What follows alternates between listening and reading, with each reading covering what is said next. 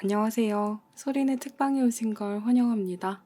봄꽃이 흐드러지더니 오늘은 비가 오네요. 비가 그치고 나면 날이 잠시 추워진다고 해요. 봄 감기 걸리지 않게 조심하세요. 오늘 준비한 책은요. SNS에 엄청 이슈가 되었던 책이죠. 무라세 타케시 작가님의 세상의 마지막 기차역이라는 책입니다. 어느 날 열차 탈선 사고로 갑작스레 소중한 이들을 잃게 된 사람들에게 들려오는 한 가지 이야기가 있습니다. 사고 현장에서 가장 가까운 역에 가면 사고가 났던 그 열차에 탑승할 수 있는 방법이 있다고요. 물론 몇 가지 조건이 있습니다. 어떤 조건이었고 사람들은 어떤 선택을 했을까요?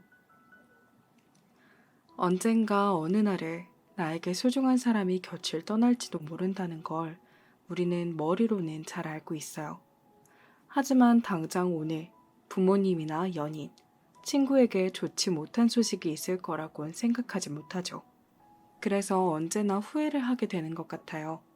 현실에서는 후회가 된다고 해도 그 상황을 되돌릴 방법이 없지만 이 책에 나오는 등장인물들은 소중한 기회를 얻게 돼요.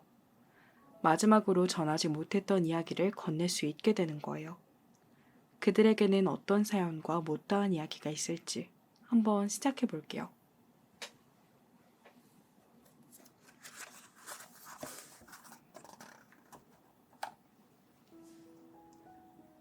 가마쿠라시에 봄내음을 머금은 바람이 불어오던 그날, 급행열차 한 대가 선로를 벗어났다. 도인철도 가마쿠라선 상행열차였다. 맹렬한 속도로 궤도를 이탈한 열차는 가마쿠라 이키타마 신사의 도리이를 스친 다음 산간 절벽 아래로 떨어졌다. 승객 127명 중 68명이 사망한 대형 사고였다. 탈선 사고가 일어나고 2달쯤 지났을까? 심야의 유령 열차 한 대가 가마쿠라선 선로 위를 달린다는 소문이 나돌기 시작했다. 사고 현장에서 가장 가까운 역은 니시유이 가하마역. 이 역의 승강장에 유키오라는 유령이 나타나는데 유키오에게 부탁하면 과거로 돌아가 사고난 가마쿠라선 상행열차에 탈 수 있다는 것이다. 단, 그 열차에 승차하려면 다음 4가지 규칙을 반드시 지켜야 한다. 하나, 죽은 피해자가 승차했던 역에서만 열차를 탈 수 있다. 둘, 피해자에게 곧 죽는다는 사실을 알려서는 안 된다. 셋, 열차가 니시우이 가하마역을 통과하기 전에 어딘가 다른 역에서 내려야 한다. 그렇지 않으면 당신도 사고를 당해 죽는다. 넷, 죽은 사람을 만나더라도 현실은 무엇 하나 달라지지 않는다. 아무리 애를 써도 죽은 사람은 다시 살아 돌아오지 않는다. 만일 열차가 탈선하기 전에 피해자를 하차시키려고 한다면 원래 현실로 돌아올 것이다. 죽은 사람을 만나더라도 현실은 무엇 하나 달라지지 않는다.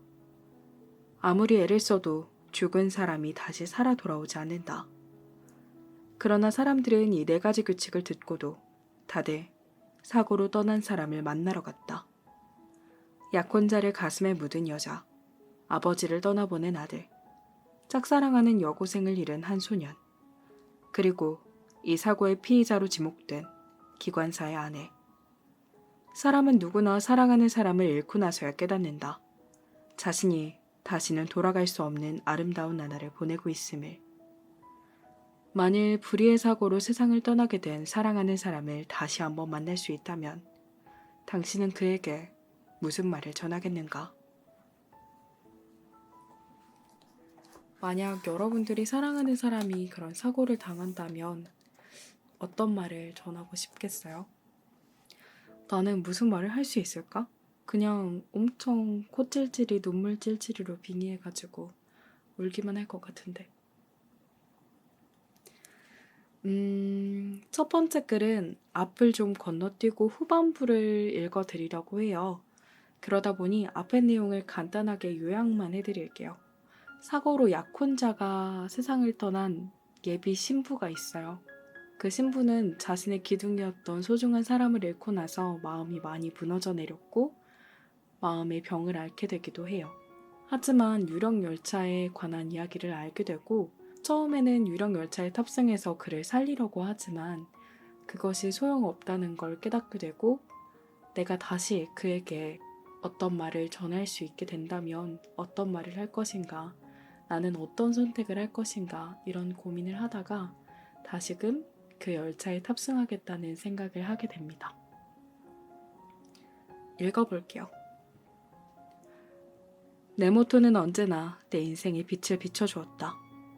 마지막으로 그의 얼굴을 두 눈으로 직접 보고 고맙다는 말을 전해야만 한다.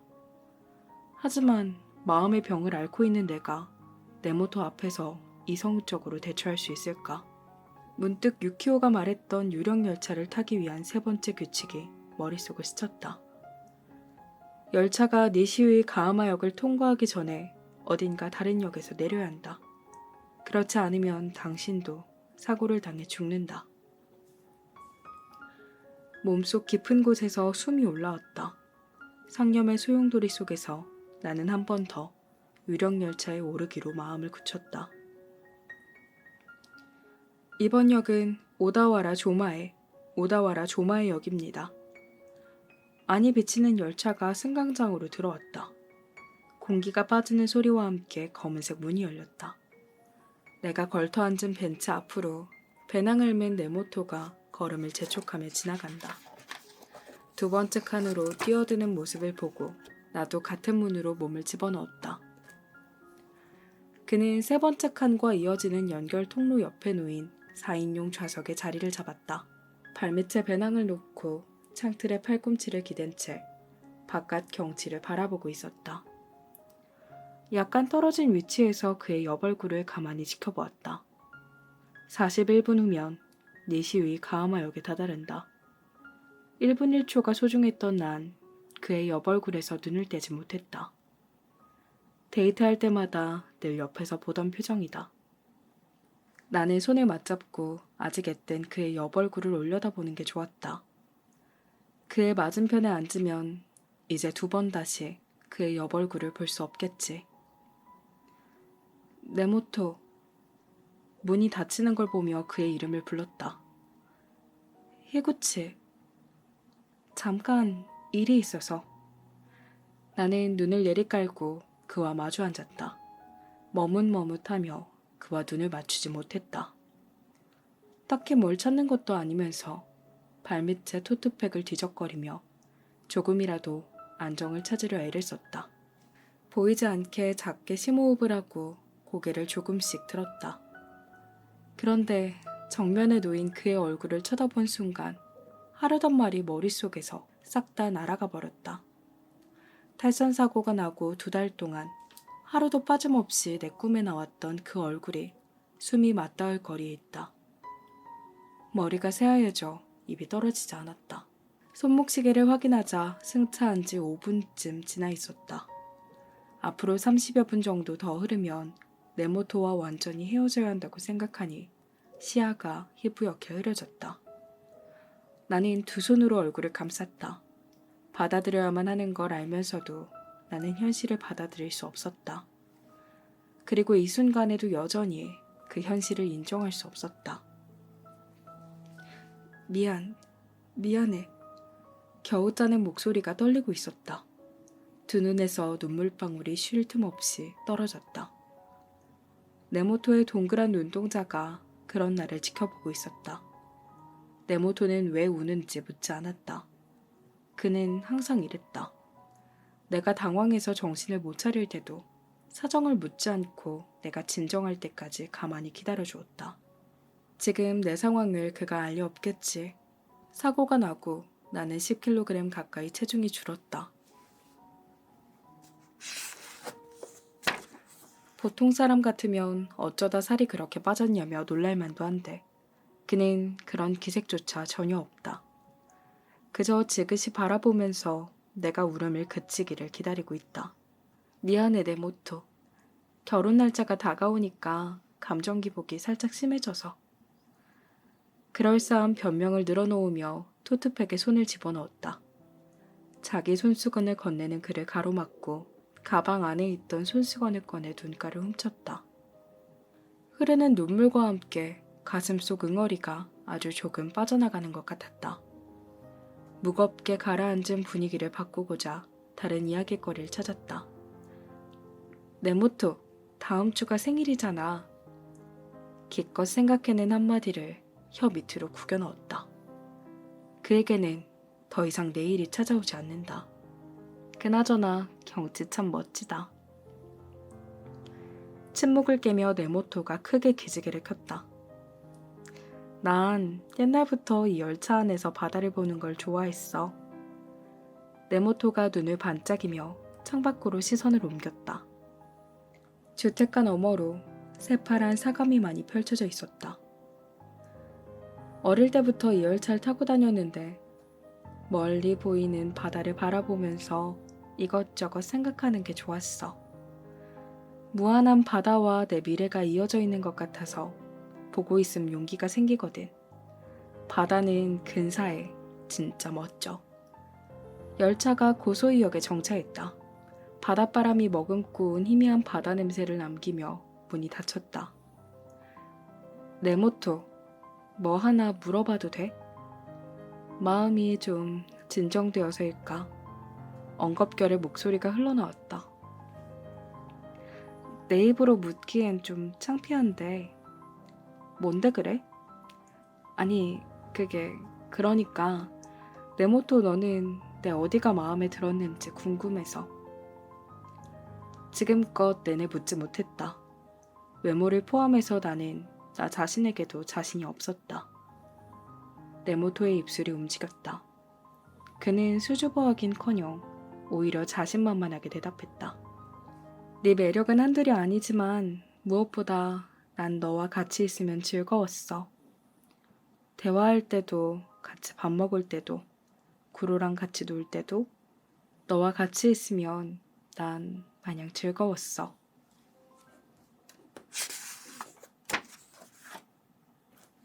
그리고 우리 단골 식당에서 돈가스 덮밥을 주문하는 것도 난 좋더라. 뭐? 왜냐면 다른 여자들은 창피하다고 돈가스 덮밥 같은 거 잘 안 시키잖아. 난 네가 눈치 안 보고 돈가스를 입에 잔뜩 넣고 우걱우걱 씹는 게 보기 좋았어.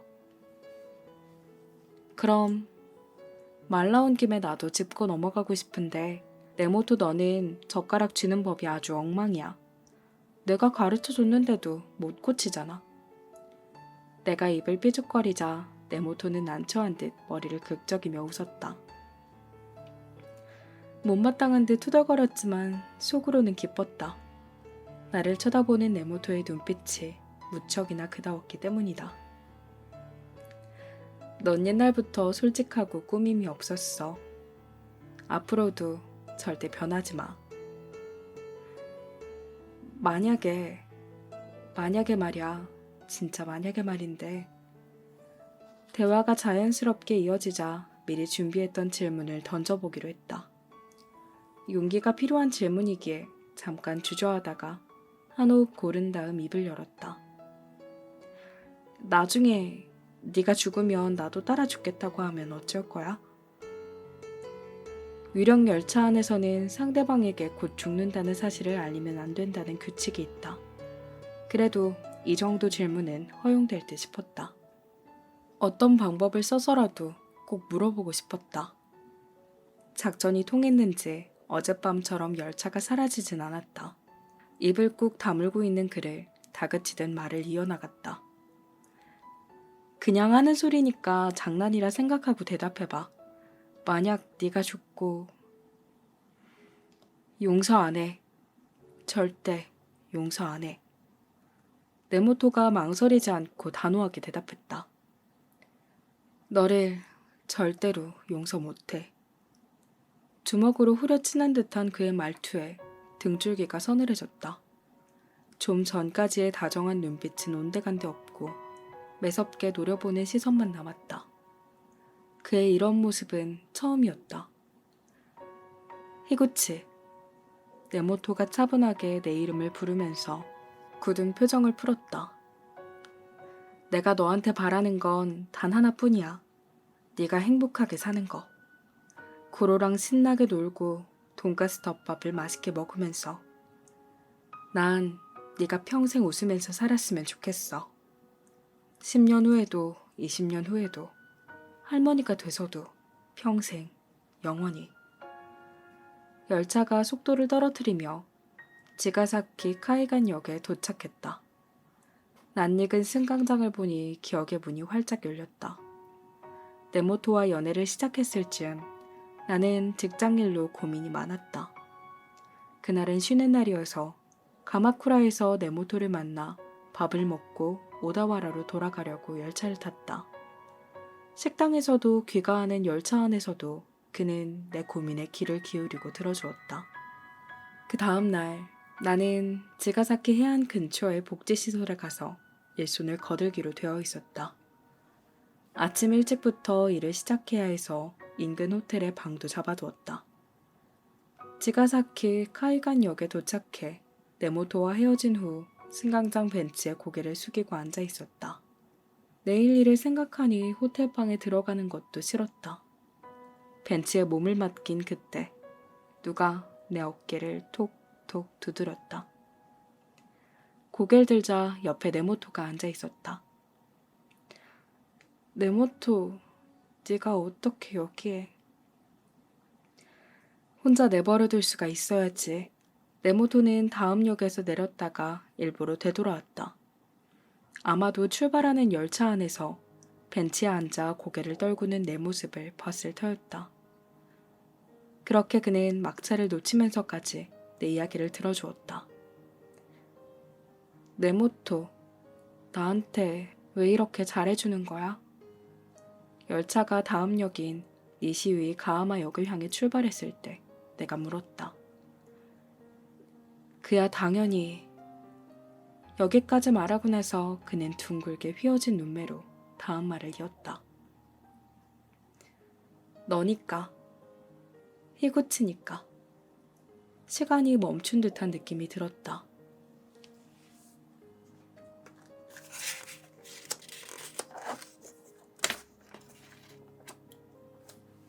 이어서 가슴에 둥근 파장이 일었다.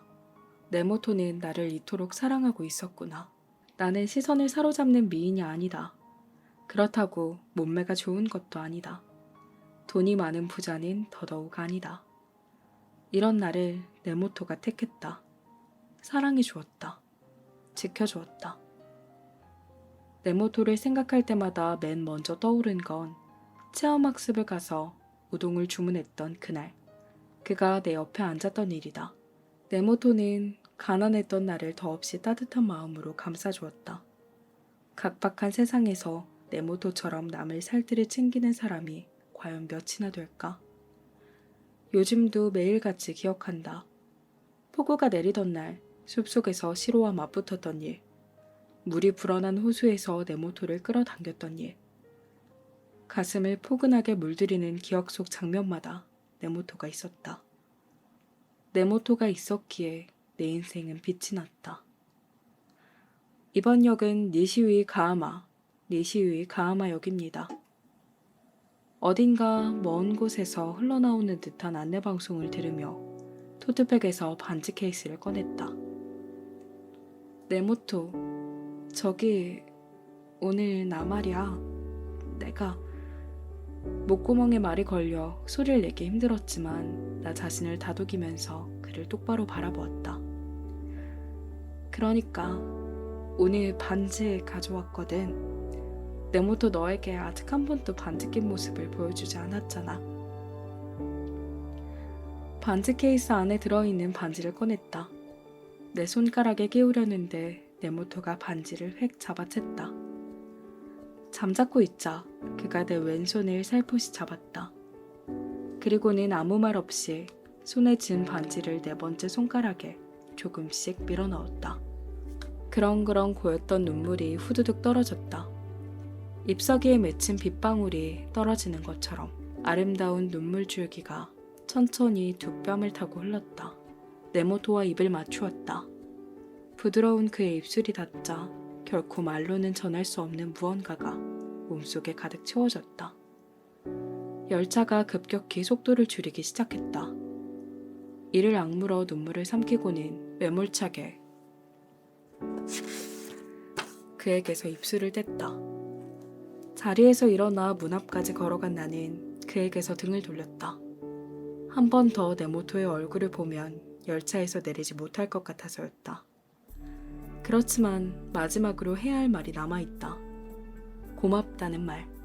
그에게 마음을 담아 고마웠다고 전해야 한다. 열차의 바퀴가 서서히 멈추면서 삐걱삐걱 쇠소리를 냈다. 마음을 다잡고 말하려다 말고 다시 집어삼켰다. 차마 말할 수 없었다. 마지막 인사로 고마웠다고 말하고 나면 그와의 이별을 정말로 인정해야만 하는 것 같아서. 네모토.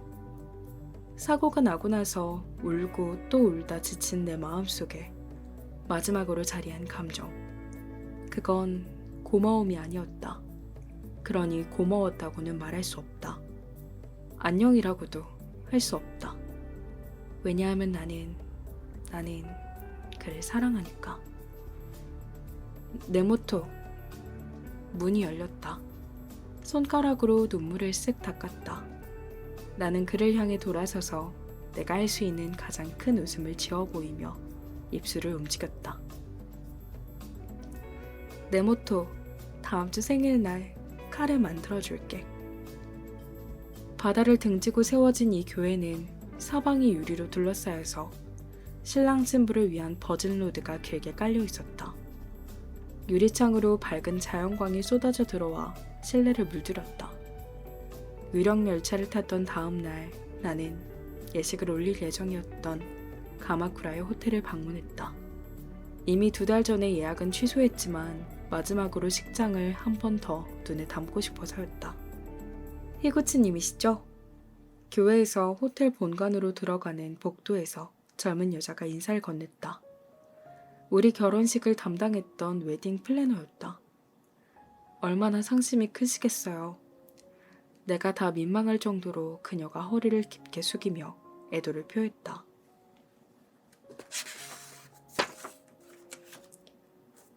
네모토님과 결혼식을 치르지 못하게 된 일은 웨딩 플래너로서도 또 한 여자로서도 정말 마음이 아픕니다. 아니에요. 폐를 끼치게 돼서 제가 더 죄송했습니다. 그녀는 우리가 이 호텔을 처음 찾아왔을 때부터 시종일관 정성껏 상담해 주었다. 비록 식은 올리지 못했어도 나는 그녀에게 진심으로 고마웠다. 히구치님께 이걸 말씀드려야 할지 말지 계속 고민했는데요. 그녀가 난처하다는 듯 조심스레 말을 꺼냈다. 실은 네모토님이 피로연에서 동영상을 틀고 싶다면서 저희한테 편집을 맡기셨어요. 히구치님을 위한 깜짝 이벤트니까 비밀로 해달라고 말씀하셨고요. 저는 비밀을 지켜야 할 의무가 있으니 그런 사고가 있어도 좀처럼 말을 할 수가 없어서. 그녀는 거기까지 말한 다음 이미 동영상이 완성됐다는 한마디를 덧붙였다. 더는 말을 잇지 않는 모습에서 내 결단을 기다리고 있음을 짐작할 수 있었다. 보여주세요. 내가 부탁하자 그녀는 알겠습니다라면서 다시 한번 머리를 숙였다. 그녀가 세심하게 마음을 써준 덕분에 우리가 피로연을 열 계획이었던 홀에서 동영상을 보게 되었다. 그녀를 따라가 홀 안에 발을 들였다. 150명은 좋게 들어갈 법한 넓은 방이었다. 테이블은 놓여있지 않았지만 내일 피로연이 열릴 예정인지 호텔 종업원들이 구석에서 꽃장식과 이름표를 준비하고 있었다. 이쪽에 앉으세요. 남자 종업원이 둥근 탁자를 들고 와 홀 중앙에 내려놓았다. 고맙다는 인사를 전한 다음 의자에 앉아 몸을 기대자 웨딩 플래너가 허브티를 가져다 주었다. 그럼 시작하겠습니다. 그녀가 신호를 보내자 실내가 컴컴해졌다. 정면 천장에서 대형 스크린이 스르륵 내려왔다. 히구치에게. 새하얀 스크린 중간에 손글씨가 떠올랐다. 글자가 사라지면서 널따란 숲속 전경이 화면 위에 윤곽을 드러냈다. 곧이어 화면 속에 등장한 흰색 강아지 한 마리가 숲을 이리저리 뛰어다녔다. 숲속 비탈길, 호숫가. 그리고 그때 그 언덕까지. 스크린에 등장한 건 네모토가 고등학교 1학년 때 찍었던 시로의 동영상이었다. 영상 속에는 고등학생이었던 내가 리드줄을 쥐고 시로와 산책하고 있었다. 호수를 등진 채 쪼그리고 앉아있는 내 입가를 시로가 혀를 내밀어 할짝거린다. 시로에게 첫 키스를 빼앗겼다며 얼굴을 찌푸리는 나. 깍지 낀 두 팔을 베개 삼은 나와 시로가 언덕 위 잔디밭에 누워있다. 히구치, 활짝 좀 웃어봐. 네모토의 말에 따라 V사인을 하면서 기분 좋게 웃는 나. 동영상 속의 나는 계속 웃고 있었다. 즐거워 보였다. 행복해 보였다. 아니, 행복했다. 적절한 속도로 넘어가는 화면에 시선을 고정했다.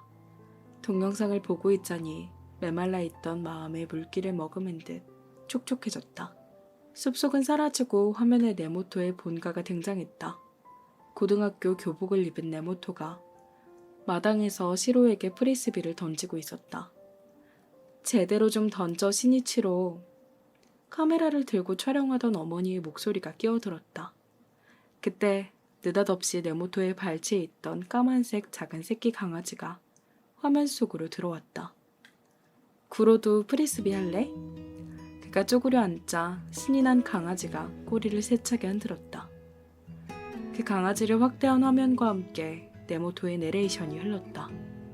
구로는 시로의 새끼야. 나는 마른 침을 꿀꺽 삼켰다. 깜짝 놀라게 해주려고 일부러 말 안 했어.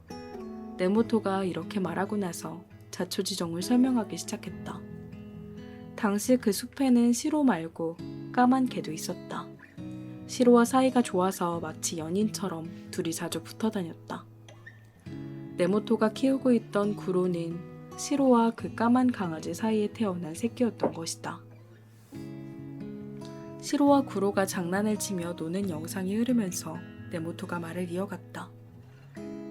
네가 오카야마로 전학 간다는 소식을 듣고 쌀쌀맞게 굴어서 미안했어. 그때 나는 너와 헤어진다는 걸 도저히 받아들일 수가 없었어. 그래서 얼굴을 보고 잘 가라는 인사도 못했고 네가 오다와라를 떠나기 전날엔 숲에도 안 갔어. 돌이켜보면 너무 유치했던 것 같아. 정말 미안해. 시로가 우리를 잘 따르게 되고 나서도 난 시로를 집에서 키울 생각이 없었어. 시로를 우리 집에 데려오고 나면 더는 숲에서 너를 만나지 못할 것 같았거든. 네가 떠나고 나서야 시로를 우리 집에서 키워야겠다고 마음먹었어. 숲에서 너와 마주친 그날부터 나는 너를 계속 좋아했어. 고등학교를 졸업하고 고향에 남아있었던 것도 어쩌면 히구치 너를 다시 만날 수 있을지도 모른다는 기대 때문이었어. 영상이 막바지에 다다랐을 때 그는 나에게 직접 속삭이듯 말했다. 오늘 피로연 끝나면 둘이서 그 숲에 가자. 운동화를 신은 채 희뿌연 개골창을 첨벙거리며 걸었다. 발에 감기는 수초의 감촉이 낯설지 않다. 좌우에 자리한 펜션도 그때 그대로였다. 너무 빨리 가지마, 구로. 앞장서 가던 구로가 용수로에 걸려있던 다리 앞에서 뒤를 돌아보았다. 빨리 오라고 재촉하듯 꼬리를 휙휙 흔들면서. 네모토가 준비한 동영상을 보고 사흘이 지나 나는 구로를 데리고 그 숲을 찾아갔다. 수풀을 헤치고 들어간 숲속은 깜짝 놀랄 만큼 변한 게 없었다. 호숫가에 있던 작은 통나무 집도 여전했다. 구로를 앞세워 숲속 언덕으로 발을 옮겼다. 끝내주는 전망, 광택이 흐르는 통나무 의자, 그리고 가지런하고 파릇파릇한 잔디. 여기도 그대로네. 구로가 잔디밭에 몸을 누이는 걸 보고 나도 옆에서 양팔과 다리를 넓게 벌린 채 큰 대자로 누웠다. 그런데 누워 하늘을 올려다보고 있으려니 아빠가 돌아가셨을 때 이 언덕에서 네모토가 해줬던 말이 머리에 스쳤다. 희구치의 아버지는 세상을 떠나셨지만 아버지의 분신인 넌 살아있잖아. 그러니까 네가 기뻐하면 아버지도 분명 기뻐하실 거야. 너의 행복이 고스란히 아버지의 행복이 될 테니까. 핏줄이란 그런 거잖아. 언덕 위에서 구로가 좋아 죽겠다는 표정으로 바쁘게 뛰어다녔다.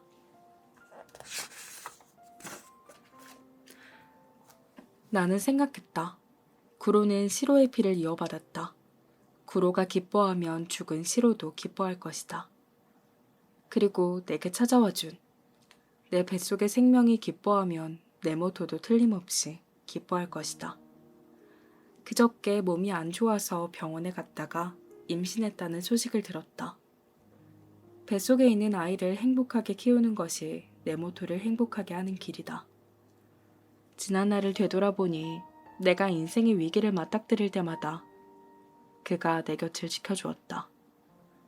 아빠가 돌아가셨을 때와 엄마를 잃고 시리에 빠졌을 때도 네모토는 함께였고 그가 떠나서 인생 최대의 난관에 부딪힌 지금도 네모토는 내게 우리의 아이를 남겨주었다. 또다시 네모토가 나를 구했다. 그는 언제나 내게 미래를 선물해준다. 월말에는 살던 방을 정리하고 그의 본가에 들어갈 생각이다. 네모토의 부모님과 힘을 모아 이 아이를 꼭 행복하게 키우고 싶다. 나는 몸을 일으켜 토트백에서 물통을 꺼냈다. 네모토의 유품을 정리할 때 받은 스누피 물통이다. 컵에 따른 보리차를 삼키자 눈에서 한 줄기 눈물이 흘렀다. 나무들 사이로 햇살이 비켜 들어왔다. 하늘에서 뭔가 속삭이려는 듯이 보드레한 빛이 나를 감쌌다. 네 가지 사연 중에 첫 번째 있었던 이야기여서 그럴지도 모르지만 읽고 나서 제일 오래 기억에 남았던 이야기였어요. 힘든 순간마다 언제나 함께했던 소중한 사람, 사랑하는 사람이 결혼을 앞두고 심지어 생일을 얼마 남기지 않고 세상을 떠났다. 정말 다 무너져 내리려고 했을 즈음 아이가 있다는 사실을 깨닫고 다시 삶을 살아야겠다는 다짐을 한다는 것도 마음속에 오래 남는 이야기였어요. 이어서 읽어볼게요.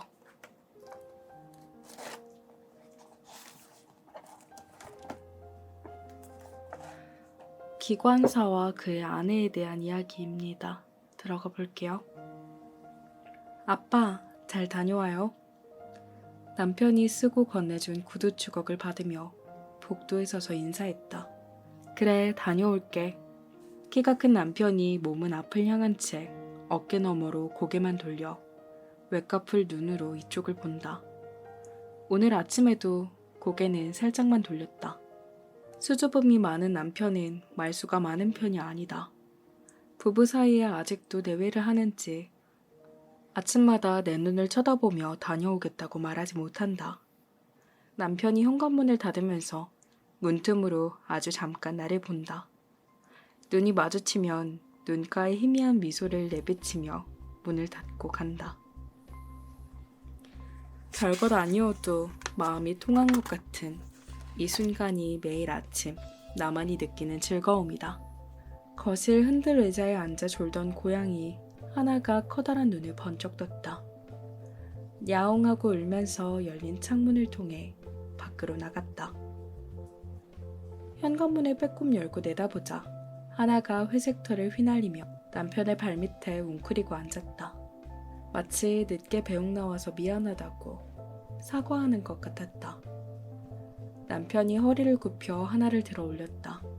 부드러운 손길로 머리를 쓰다듬으며 다녀올게 하나 하며 미소 짓는다. 문득 나는 지금 행복한 나날을 보내고 있구나 하는 생각이 들었다.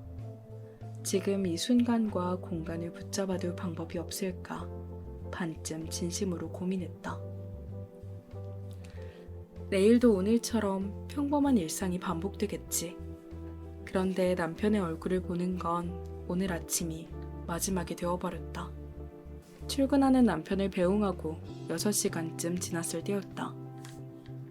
나는 주방에서 점심을 챙겨 먹고 하나에게 간식을 주려고 거실로 갔다. 하나는 핸들의자 위에서 몸을 둥글게 말고 있었다. 하나에게 육포를 내밀며 텔레비전을 켰더니 화면이 어수선했다. 화면 속 열차는 선로 위에 누워 있었다. 역 앞에서 마이크를 거머쥔 리포터가 사망자 수는 이미 20명을 넘었습니다. 라며 야단스레 떠들었다. 도인철도 가마쿠라선 10시 26분 니시우 가와라 출발 급행열차. 텔레비전에서 흘러나오는 정보를 단편적으로 주워 담다가 얼굴에 핏기가 가셨다. 화면 속 쓰러져 있던 열차는 남편이 평소 운행하던 차량이었다. 남편은 오늘 저녁까지 근무다. 기관사는 남편 말고도 더 있을 테지만 오늘 아침 집에서 나선 시각을 생각하면 남편이 이 상행선 열차를 운전했을 가능성이 아주 컸다. 불이 났기에 남편 회사로 전화를 걸었으나 연결이 되지 않았다. 몇 번을 걸어도 계속 먹통이었다. 선로를 벗어난 열차는 6량편성 차량으로 그중 3번째 차량이 낭떠러지 아래로 굴러 떨어졌습니다. 텔레비전에서 새로운 정보가 나올 때마다 온몸이 덜덜 떨렸다. 남편 회사에 한 번 더 전화를 걸어보려고 스마트폰을 들었지만 손끝이 떨려 도저히 번호를 누를 수 없었다. 나는 남편을 믿는다. 그는 도인철도에서 40년 가까이 근속하면서 무지각 무결근을 기록하고 있었다. 나와 결혼하기 전부터 기관사로 일해왔지만 여태 이렇다 할 실수를 저지른 적도 없다. 이제 3년 후면 환갑을 맞이할 나이지만 핸들을 잘못 만질 만큼 노쇠하지도 않았다. 그건 아내인 내가 보증할 수 있다. 지푸라기라도 붙잡는 심정으로 옆에 온 하나를 껴안았다. 하나, 아빠를 지켜줘. 마음속으로 그렇게 빌면서 하나를 끌어안고 있는 사이 화면에 나온 젊은 아나운서가 목청을 높였다.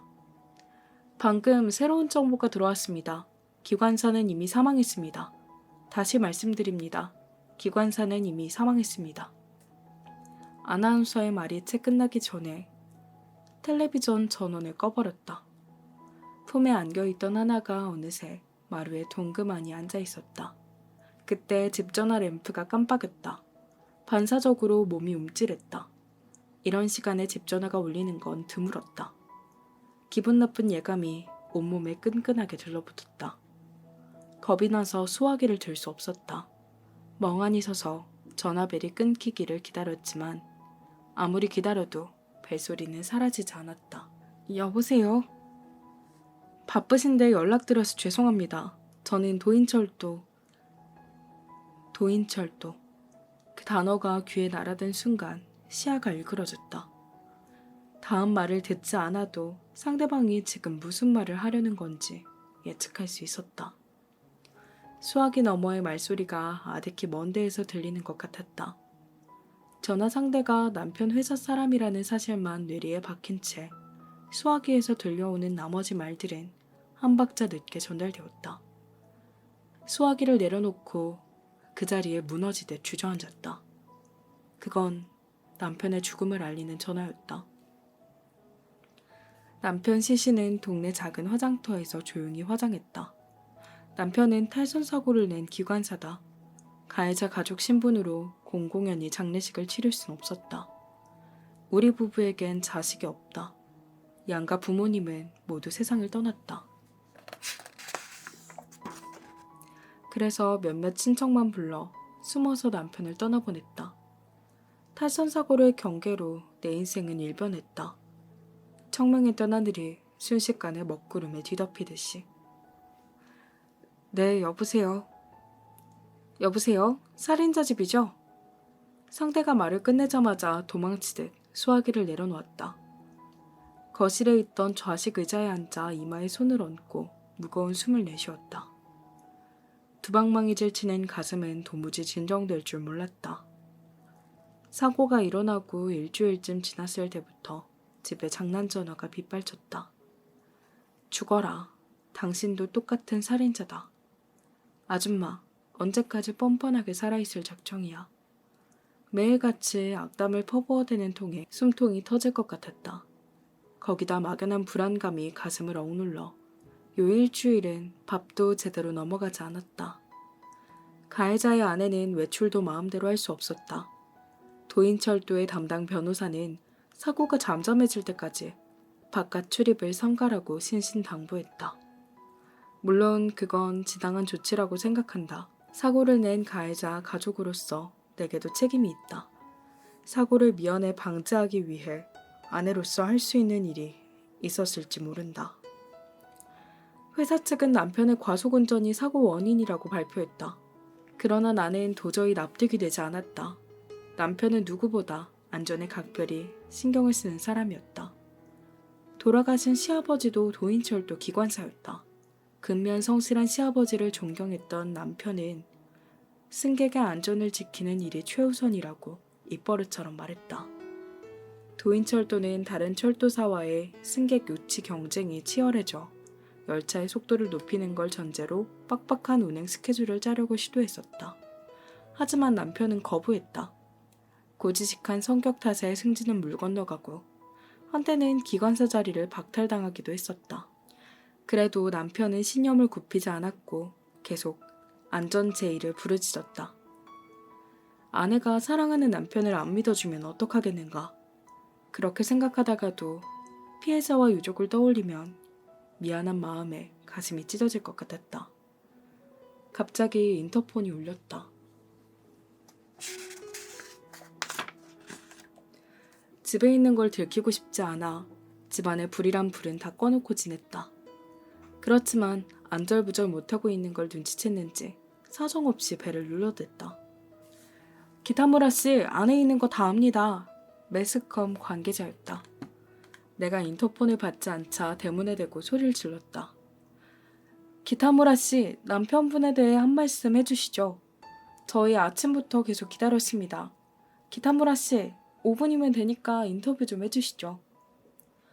카펫 위에 몸을 말고 있던 하나가 놀랐는지 내 무릎 위로 올라왔다. 기타무라 씨 안에 계시죠? 기타무라 씨. 바깥에서 부르는 소리에 응답하듯 다시 집 전화가 울렸다. 10번, 20번, 30번. 상대는 40번이 넘도록 집요하게 전화를 해댔다. 세상 사람 모두가 적이 된 것만 같아 나는 하나를 세게 끌어안았다. 다음 날도 괴롭힘은 계속되었다. 매스컴 관계자가 연일 집 앞에 진을 치고 인터폰을 눌렀다. 쉴 새 없이 집 전화가 울렸으며 장난 전화는 한밤중까지 이어졌다. 가장 충격적이었던 건 이웃들이었다. 방송국 사람들이 돌아간 틈을 타 쓰레기를 버리러 나갔을 때였다. 도움이 필요하면 언제든지 이야기하라며 사고 당시 집 밖에서 얼굴을 마주칠 때마다 친절하게 대해줬던 사람들이 어딘가 쌀쌀맞았다. 쓰레기장 옆에서 보란듯이 자기들끼리 귓속말을 주고받았다. 여러분, 민폐를 끼쳐서 대단히 죄송합니다. 멀찍이 서서 허리를 숙였지만 그들은 대꾸도 없이 서둘러 자리를 피했다. 다들 부부끼리 어울려 밥도 같이 먹던 사이였다. 이 집으로 이사 오면서부터 20년 넘게 알고 지낸 사람도 있었다. 믿는 도끼에 발등을 찍힌 기분이 들어 서 있을 힘조차 없었다. 사고가 일어나고 열흘 정도 지났을 쯤이었다. 새벽에 1층 창문이 깨지는 소리가 났다. 직감적으로 누가 돌을 던졌다는 걸 알았다.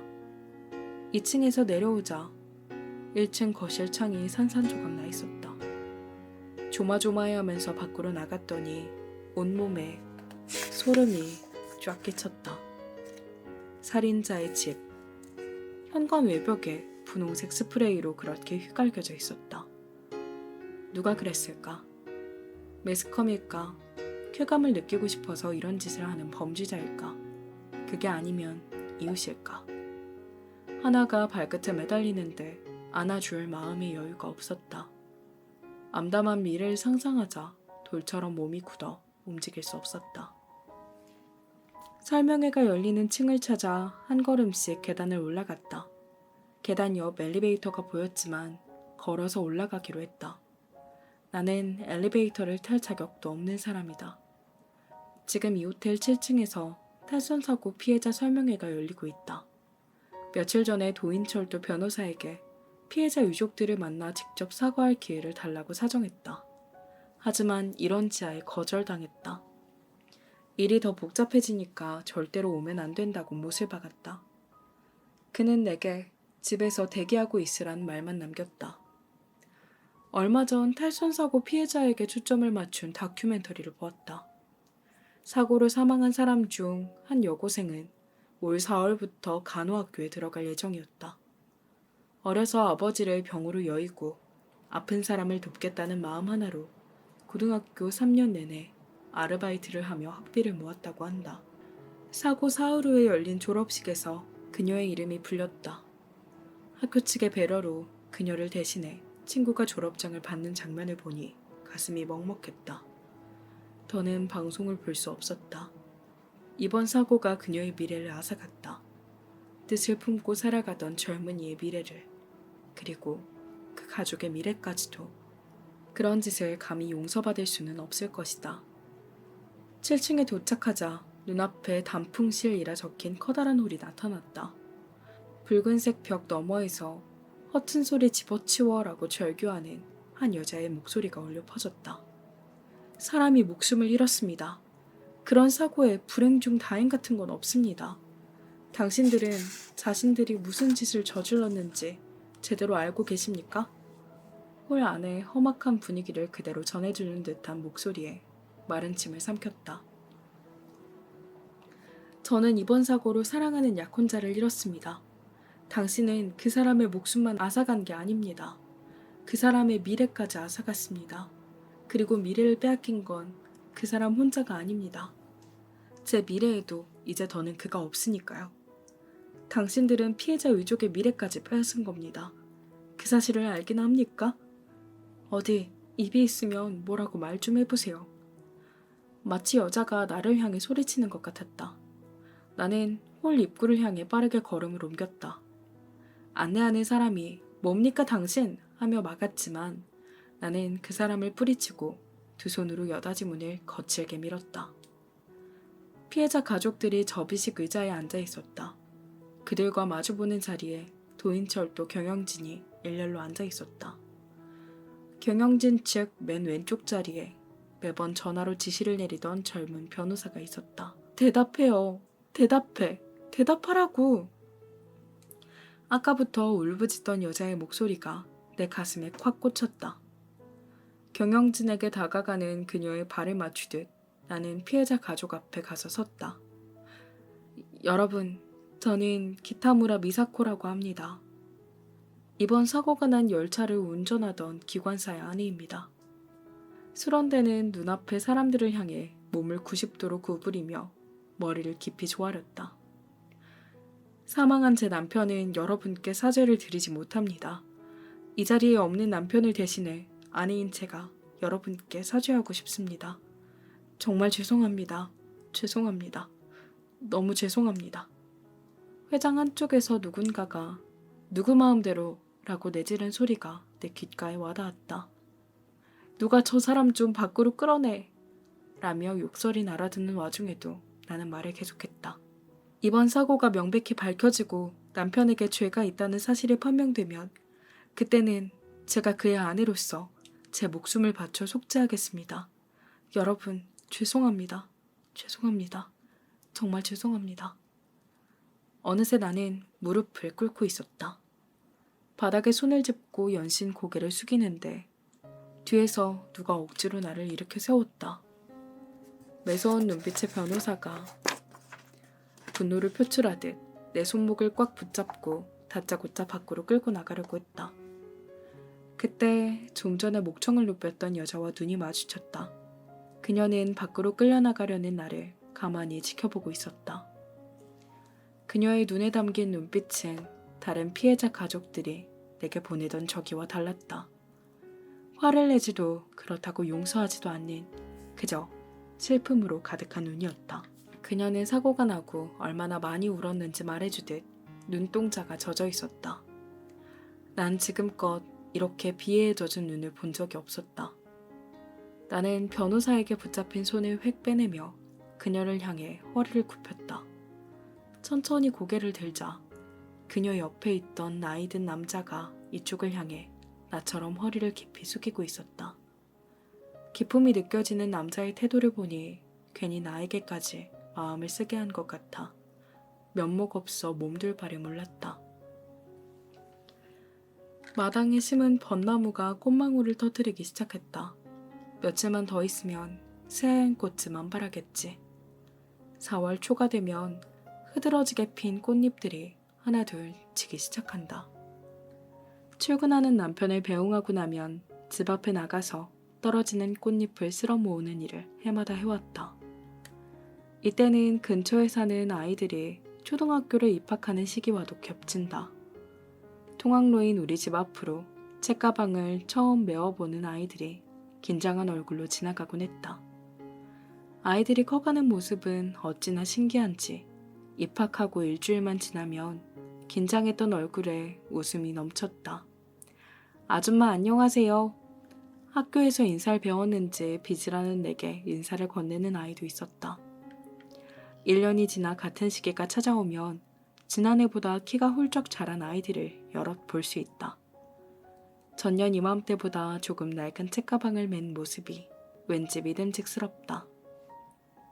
자식이 없는 내게는 자라나는 아이들의 모습을 지켜보는 게 소소한 낙이기도 했다. 하지만 올해는 그러지 못하겠지. 탈선 사고가 나고 20여일이 지나도 장난 전화는 끊이질 않았다. 집 앞을 지키고 있던 매스컴은 사라졌지만 이웃에서 보는 눈이 곱지 않아 집 밖으로 걸음을 떼지 못했다. 오밤중에 나가 낙서를 휘갈겨 놓은 벽에 파란색 시트를 두르는 게 고작이었다. 4월에 접어들 즈음 사고를 둘러싼 형세가 뒤집히기 시작했다. 도인철도는 사고 경위를 수차례 번복했다. 처음에는 기관사에게 책임을 전가하더니 선로에 돌이 놓여 있었다. 거래처가 만든 부품에 결함이 있었다며 말을 바꾸는 등 그들의 주장에는 일관성이 없었다. 경찰을 포함해 외부 전문가가 조사한 결과 내용 수명을 초과한 차량을 사용했던 사실이 발각되었다. 편의성만 추구하며 부품 교환을 소홀히 한 탓에 주행 중 브레이크가 말을 듣지 않아 사고로 이어졌다는 결론이 났다. 남편이 속도를 위반해서 사고가 일어난 게 아니었다.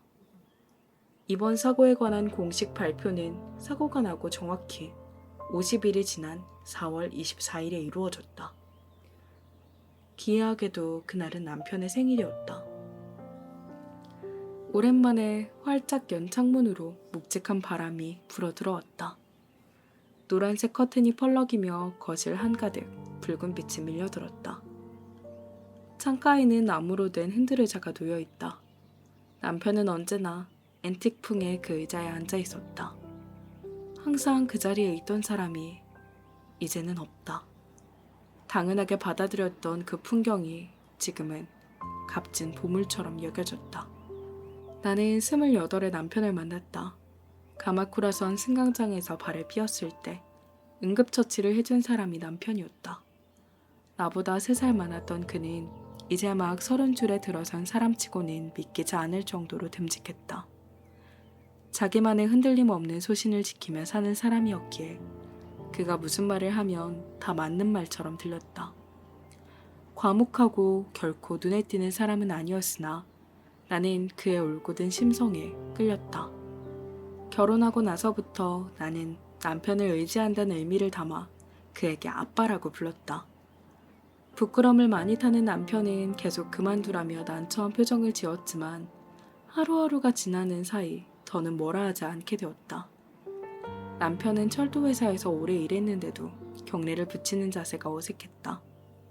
신혼 시절 나는 남편의 경례가 이상하다며 놀렸다.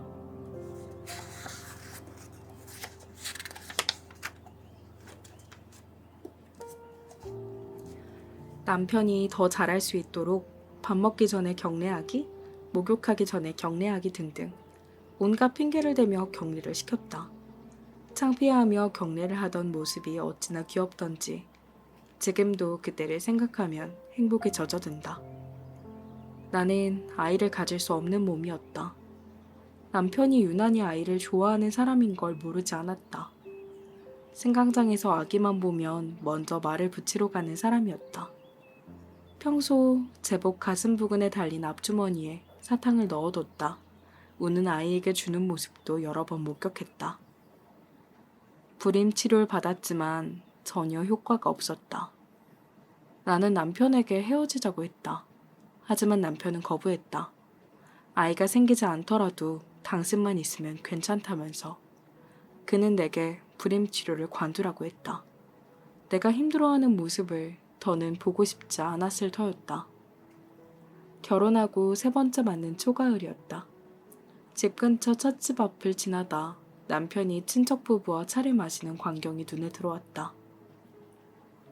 무슨 일인가 싶어 들어갔는데 세 사람은 테이블에 둘러앉아 진지한 이야기를 나누고 있었다. 그나저나 애가 안 들어서 큰일이네. 귓전을 때리는 그 말에 테이블로 향하던 걸음을 멈추었다. 친척 부부가 헤어지는 게 낫지 않겠어? 하고 입을 모아 말했다.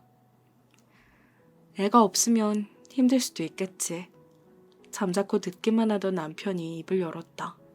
그러더니 의연하게 받아쳤다. 그래도 다른 사람을 만나야겠다는 생각은 한 번도 안 해봤어. 애가 있든 없든 아내는 아내니까. 나는 지금도 내 아내를 사랑하고 있고 이 마음은 앞으로도 변함없을 거야. 남한테 설교할 시간이 있으면 본인들은 잘 살고 있나 한번 생각해보지 그래? 먼저 갈게. 남편은 테이블 위에 1,000엔짜리 한 장을 올려놓고 자리에서 일어났다. 온화한 남편이 언성을 높이는 모습을 처음 보았다. 내가 있는 것도 모른 채 밖으로 나가는 남편의 등이 한없이 넓어 보였다. 사고가 나고 나서는 마음에 여유가 없어 그의 죽음을 애도할 겨를이 없었다. 일이 일단락되고 나자 남편을 잃은 슬픔이 나를 덮쳤다. 나는 그가 숨을 거두는 순간을 보지 못했다. 제대로 된 장례조차 치러주지 못하고 떠나보냈다. 사람들의 눈을 피해 서둘러 화장해버렸다. 마당에서 놀던 하나가 커튼 틈새로 몸을 밀며 들어왔다. 하나는 올해로 10살이다. 비가 내리던 날 길바닥에 버려져 있던 하나를 남편이 집에 데려왔다. 남편이 흔들 의자에 몸을 기대면 하나가 팔걸이에 폴짝 올라가 응석을 부렸다. 그 모습을 볼 때마다 저절로 미소가 지어졌는데 이제 남편이 그 의자에 몸을 맡기고 앉을 일은 없다. 더는 남편이 앉아있지 못하는 흔들 의자에 하나가 뛰어올랐다. 그의 온기를 그리워하듯 팔걸이 위에서 몸을 동그랗게 말고 있다. 그 모습이 너무도 쓸쓸해서 가슴이 미어졌다.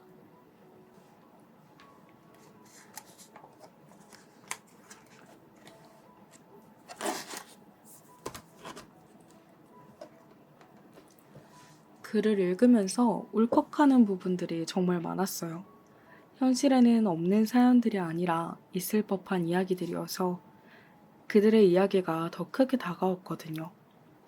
결혼을 앞둔 예비 신부에게 찾아온 부고, 짝사랑 상대에게 아무 말도 하지 못하고 지켜만 보다가 일어난 사고, 자신을 든든히 지켜주고 있었던 아버지가 떠난 후에야 그 사실을 알게 되는 자식, 언제나처럼 집으로 돌아올 줄 알았던 가족의 부재, 그들에게 꿈같은 기회가 찾아온 것이라 생각해요.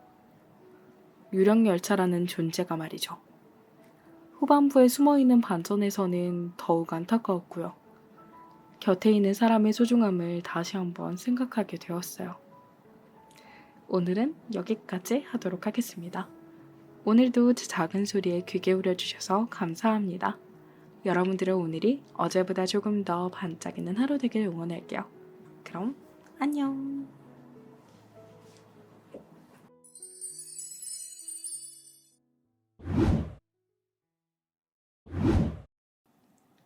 안녕하세요. 소리는 책방에 오신 걸 환영합니다.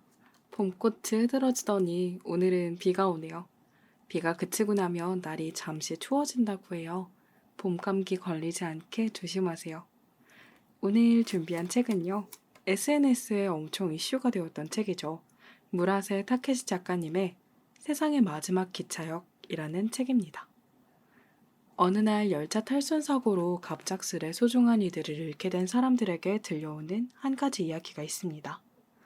사고 현장에서 가장 가까운 역에 가면 사고가 났던 그 열차에 탑승할 수 있는 방법이 있다고요. 물론 몇 가지 조건이 있습니다. 어떤 조건이었고 사람들은 어떤 선택을 했을까요? 언젠가 어느 날에 나에게 소중한 사람이 곁을 떠날지도 모른다는 걸 우리는 머리로는 잘 알고 있어요. 하지만 당장 오늘 부모님이나 연인, 친구에게 좋지 못한 소식이 있을 거라고는 생각하지 못하죠. 그래서 언제나 후회를 하게 되는 것 같아요. 현실에서는 후회가 된다고 해도 그 상황을 되돌릴 방법이 없지만 이 책에 나오는 등장인물들은 소중한 기회를 얻게 돼요. 마지막으로 전하지 못했던 이야기를 건넬 수 있게 되는 거예요. 그들에게는 어떤 사연과 못다한 이야기가 있을지 한번 시작해 볼게요.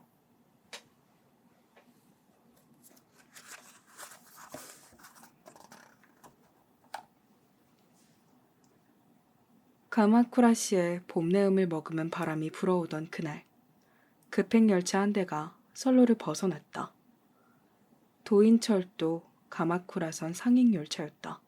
맹렬한 속도로 궤도를 이탈한 열차는 가마쿠라 이키타마 신사의 도리이를 스친 다음 산간 절벽 아래로 떨어졌다. 승객 127명 중 68명이 사망한 대형 사고였다. 탈선 사고가 일어나고 2달쯤 지났을까? 심야의 유령 열차 한 대가 가마쿠라선 선로 위를 달린다는 소문이 나돌기 시작했다. 사고 현장에서 가장 가까운 역은 니시의 가하마역. 이 역의 승강장에 유키오라는 유령이 나타나는데 유키오에게 부탁하면 과거로 돌아가 사고 난 가마쿠라선 상행 열차에 탈 수 있다는 것이다. 단, 그 열차에 승차하려면 다음 4가지 규칙을 반드시 지켜야 한다. 하나, 죽은 피해자가 승차했던 역에서만 열차를 탈 수 있다. 둘, 피해자에게 곧 죽는다는 사실을 알려서는 안 된다. 셋, 열차가 니시의 가하마역을 통과하기 전에 어딘가 다른 역에서 내려야 한다. 그렇지 않으면 당신도 사고를 당해 죽는다. 넷, 죽은 사람을 만나더라도 현실은 무엇 하나 달라지지 않는다. 아무리 애를 써도 죽은 사람은 다시 살아 돌아오지 않는다. 만일 열차가 탈선하기 전에 피해자를 하차시키려고 한다면 원래 현실로 돌아올 것이다. 죽은 사람을 만나더라도 현실은 무엇 하나 달라지지 않는다. 아무리 애를 써도 죽은 사람이 다시 살아 돌아오지 않는다. 그러나 사람들은 이 4가지 규칙을 듣고도 다들 사고로 떠난 사람을 만나러 갔다. 약혼자를 가슴에 묻은 여자, 아버지를 떠나보낸 아들, 짝사랑하는 여고생을 잃은 한 소년, 그리고 이 사고의 피의자로 지목된 기관사의 아내. 사람은 누구나 사랑하는 사람을 잃고 나서야 깨닫는다. 자신이 다시는 돌아갈 수 없는 아름다운 나날을 보내고 있음을. 만일 불의의 사고로 세상을 떠나게 된 사랑하는 사람을 다시 한번 만날 수 있다면 당신은 그에게 무슨 말을 전하겠는가? 만약 여러분들이 사랑하는 사람이 그런 사고를 당한다면 어떤 말을 전하고 싶겠어요? 나는 무슨 말을 할 수 있을까? 그냥 엄청 콧질질이 눈물 찔찔이로 빙의해가지고 울기만 할 것 같은데. 첫 번째 글은 앞을 좀 건너뛰고 후반부를 읽어드리려고 해요. 그러다 보니 앞의 내용을 간단하게 요약만 해드릴게요. 사고로 약혼자가 세상을 떠난 예비 신부가 있어요. 그 신부는 자신의 기둥이었던 소중한 사람을 잃고 나서 마음이 많이 무너져 내렸고 마음의 병을 앓게 되기도 해요. 하지만 유령 열차에 관한 이야기를 알게 되고 처음에는 유령 열차에 탑승해서 그를 살리려고 하지만 그것이 소용없다는 걸 깨닫게 되고 내가 다시 그에게 어떤 말을 전할 수 있게 된다면 어떤 말을 할 것인가, 나는 어떤 선택을 할 것인가 이런 고민을 하다가 다시금 그 열차에 탑승하겠다는 생각을 하게 됩니다. 읽어볼게요. 내 모토는 언제나 내 인생에 빛을 비춰주었다. 마지막으로 그의 얼굴을 두 눈으로 직접 보고 고맙다는 말을 전해야만 한다. 하지만 마음의 병을 앓고 있는 내가 내 모토 앞에서 이성적으로 대처할 수 있을까? 문득 유키오가 말했던 유령 열차를 타기 위한 세 번째 규칙이 머릿속을 스쳤다. 열차가 니시우이 가하마역을 통과하기 전에 어딘가 다른 역에서 내려야 한다. 그렇지 않으면 당신도 사고를 당해 죽는다. 몸속 깊은 곳에서 숨이 올라왔다. 상념의 소용돌이 속에서 나는 한 번 더 유령 열차에 오르기로 마음을 굳혔다. 이번 역은 오다와라 조마에 역입니다. 안이 비치는 열차가 승강장으로 들어왔다. 공기가 빠지는 소리와 함께 검은색 문이 열렸다. 내가 걸터 앉은 벤치 앞으로 배낭을 맨 네모토가 걸음을 재촉하며 지나간다. 두 번째 칸으로 뛰어드는 모습을 보고 나도 같은 문으로 몸을 집어넣었다. 그는 세 번째 칸과 이어지는 연결 통로 옆에 놓인 4인용 좌석에 자리를 잡았다. 발밑에 배낭을 놓고 창틀에 팔꿈치를 기댄 채 바깥 경치를 바라보고 있었다. 약간 떨어진 위치에서 그의 옆얼굴을 가만히 지켜보았다. 41분 후면 니시우이 가하마역에 다다른다. 1분 1초가 소중했던 난 그의 옆얼굴에서 눈을 떼지 못했다. 데이트할 때마다 늘 옆에서 보던 표정이다. 나는 손을 맞잡고 아직 앳된 그의 옆얼굴을 올려다보는 게 좋았다. 그의 맞은편에 앉으면 이제 두 번 다시 그의 옆얼굴을 볼 수 없겠지. 네모토.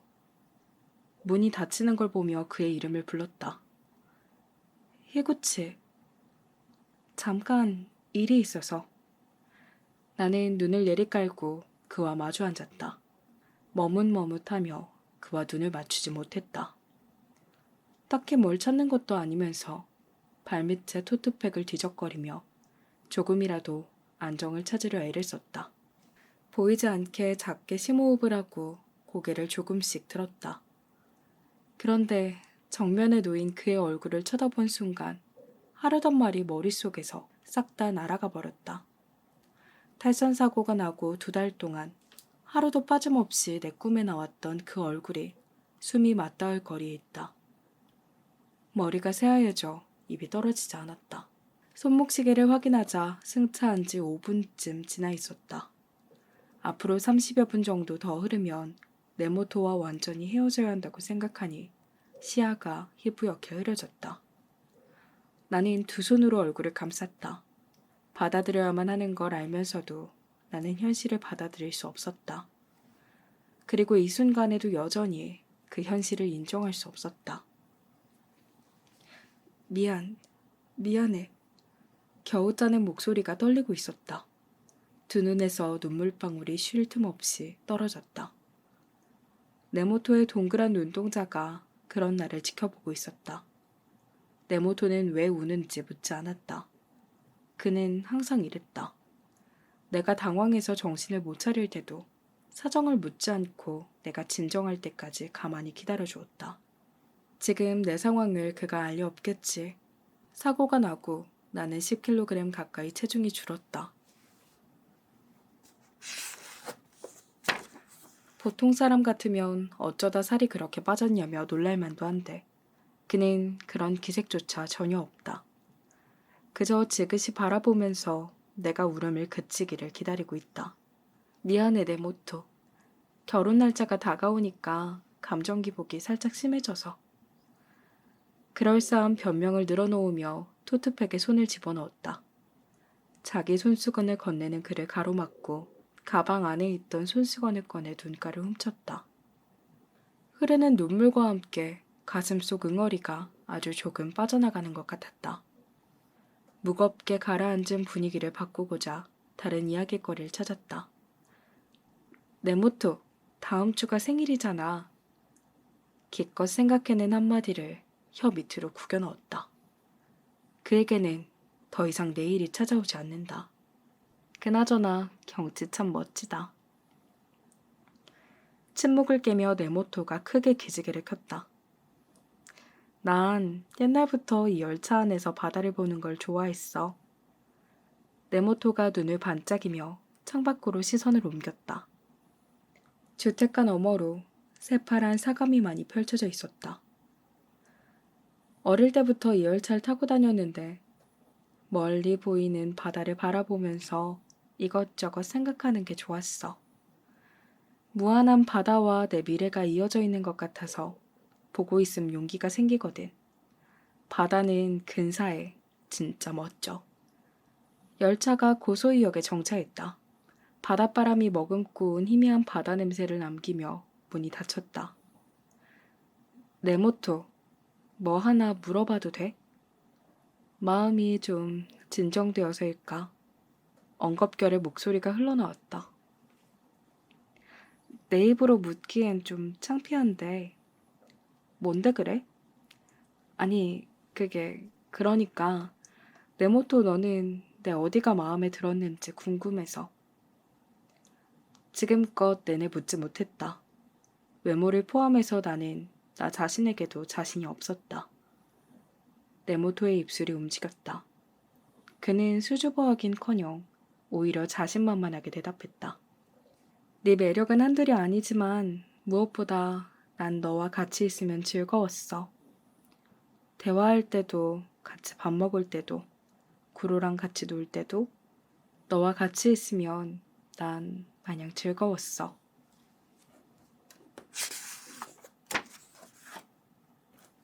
그리고 우리 단골 식당에서 돈가스 덮밥을 주문하는 것도 난 좋더라. 뭐? 왜냐면 다른 여자들은 창피하다고 돈가스 덮밥 같은 거 잘 안 시키잖아. 난 네가 눈치 안 보고 돈가스를 입에 잔뜩 넣고 우걱우걱 씹는 게 보기 좋았어. 그럼 말 나온 김에 나도 짚고 넘어가고 싶은데 네모토 너는 젓가락 쥐는 법이 아주 엉망이야. 내가 가르쳐 줬는데도 못 고치잖아. 내가 입을 삐죽거리자 네모토는 난처한 듯 머리를 극적이며 웃었다. 못마땅한 듯 투덜거렸지만 속으로는 기뻤다. 나를 쳐다보는 네모토의 눈빛이 무척이나 그다웠기 때문이다. 넌 옛날부터 솔직하고 꾸밈이 없었어. 앞으로도 절대 변하지 마. 만약에 말이야. 진짜 만약에 말인데. 대화가 자연스럽게 이어지자 미리 준비했던 질문을 던져보기로 했다. 용기가 필요한 질문이기에 잠깐 주저하다가 한 호흡 고른 다음 입을 열었다. 나중에 네가 죽으면 나도 따라 죽겠다고 하면 어쩔 거야? 위령 열차 안에서는 상대방에게 곧 죽는다는 사실을 알리면 안 된다는 규칙이 있다. 그래도 이 정도 질문은 허용될 듯 싶었다. 어떤 방법을 써서라도 꼭 물어보고 싶었다. 작전이 통했는지 어젯밤처럼 열차가 사라지진 않았다. 입을 꾹 다물고 있는 그를 다그치듯 말을 이어나갔다. 그냥 하는 소리니까 장난이라 생각하고 대답해봐. 만약 네가 죽고 용서 안 해. 절대 용서 안 해. 네모토가 망설이지 않고 단호하게 대답했다. 너를 절대로 용서 못해. 주먹으로 후려치는 듯한 그의 말투에 등줄기가 서늘해졌다. 좀 전까지의 다정한 눈빛은 온데간데 없고 매섭게 노려보는 시선만 남았다. 그의 이런 모습은 처음이었다. 히구치. 네모토가 차분하게 내 이름을 부르면서 굳은 표정을 풀었다. 내가 너한테 바라는 건 단 하나뿐이야. 네가 행복하게 사는 거. 구로랑 신나게 놀고 돈가스 덮밥을 맛있게 먹으면서 난 네가 평생 웃으면서 살았으면 좋겠어. 10년 후에도 20년 후에도 할머니가 돼서도 평생 영원히.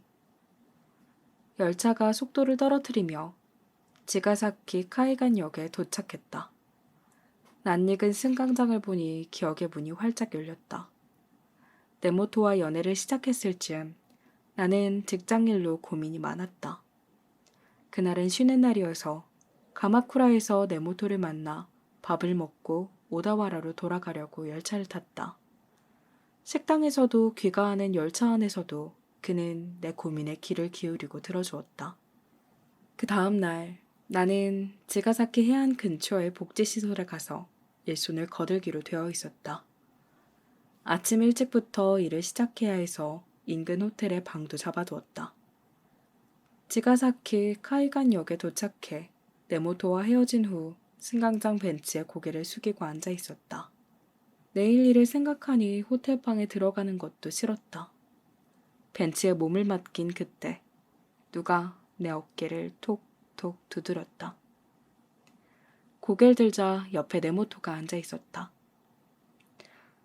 네모토, 네가 어떻게 여기에? 혼자 내버려둘 수가 있어야지. 네모토는 다음 역에서 내렸다가 일부러 되돌아왔다. 아마도 출발하는 열차 안에서 벤치에 앉아 고개를 떨구는 내 모습을 봤을 터였다. 그렇게 그는 막차를 놓치면서까지 내 이야기를 들어주었다. 네모토, 나한테 왜 이렇게 잘해주는 거야? 열차가 다음 역인 니시우이 가하마역을 향해 출발했을 때 내가 물었다. 그야 당연히. 여기까지 말하고 나서 그는 둥글게 휘어진 눈매로 다음 말을 이었다. 너니까. 히구치니까. 시간이 멈춘 듯한 느낌이 들었다.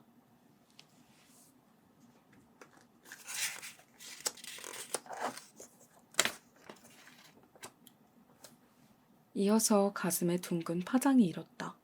네모토는 나를 이토록 사랑하고 있었구나. 나는 시선을 사로잡는 미인이 아니다. 그렇다고 몸매가 좋은 것도 아니다. 돈이 많은 부자는 더더욱 아니다.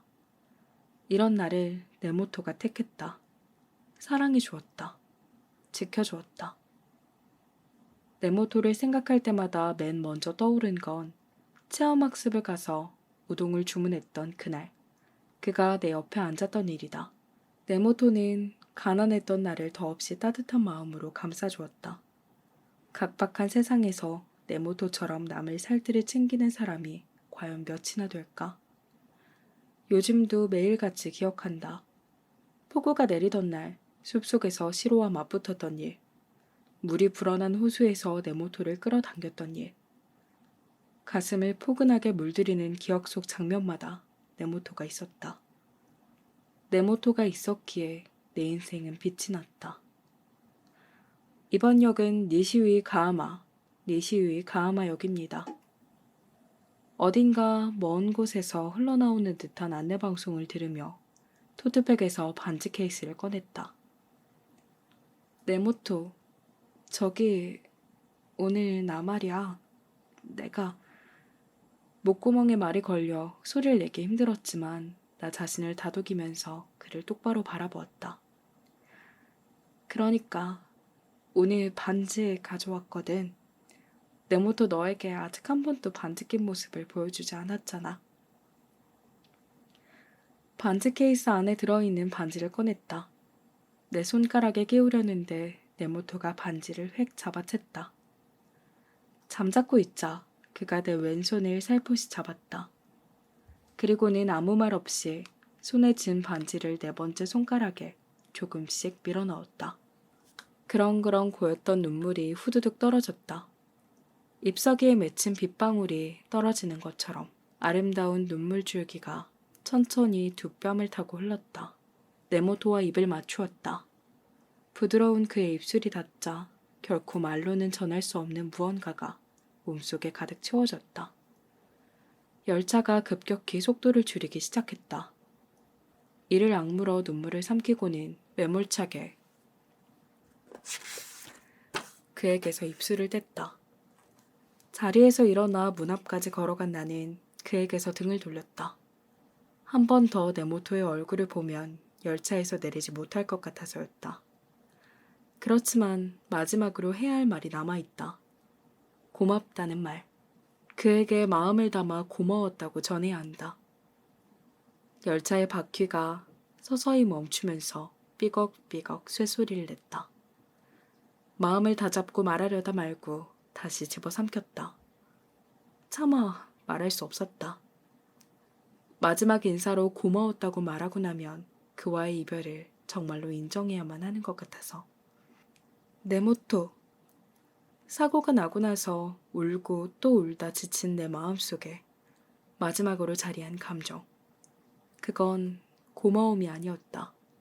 그러니 고마웠다고는 말할 수 없다. 안녕이라고도 할 수 없다. 왜냐하면 나는 그를 사랑하니까.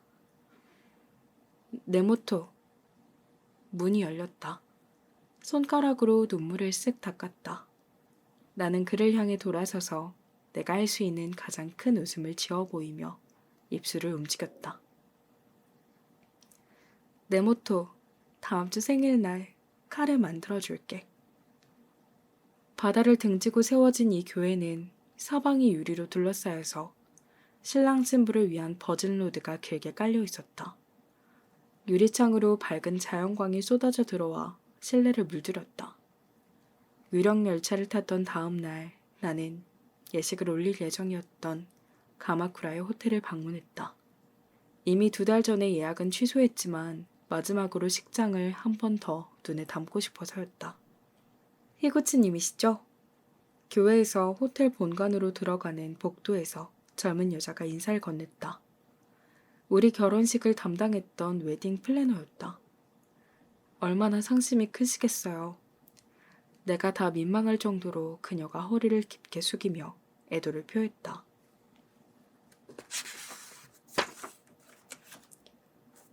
네모토님과 결혼식을 치르지 못하게 된 일은 웨딩 플래너로서도 또 한 여자로서도 정말 마음이 아픕니다.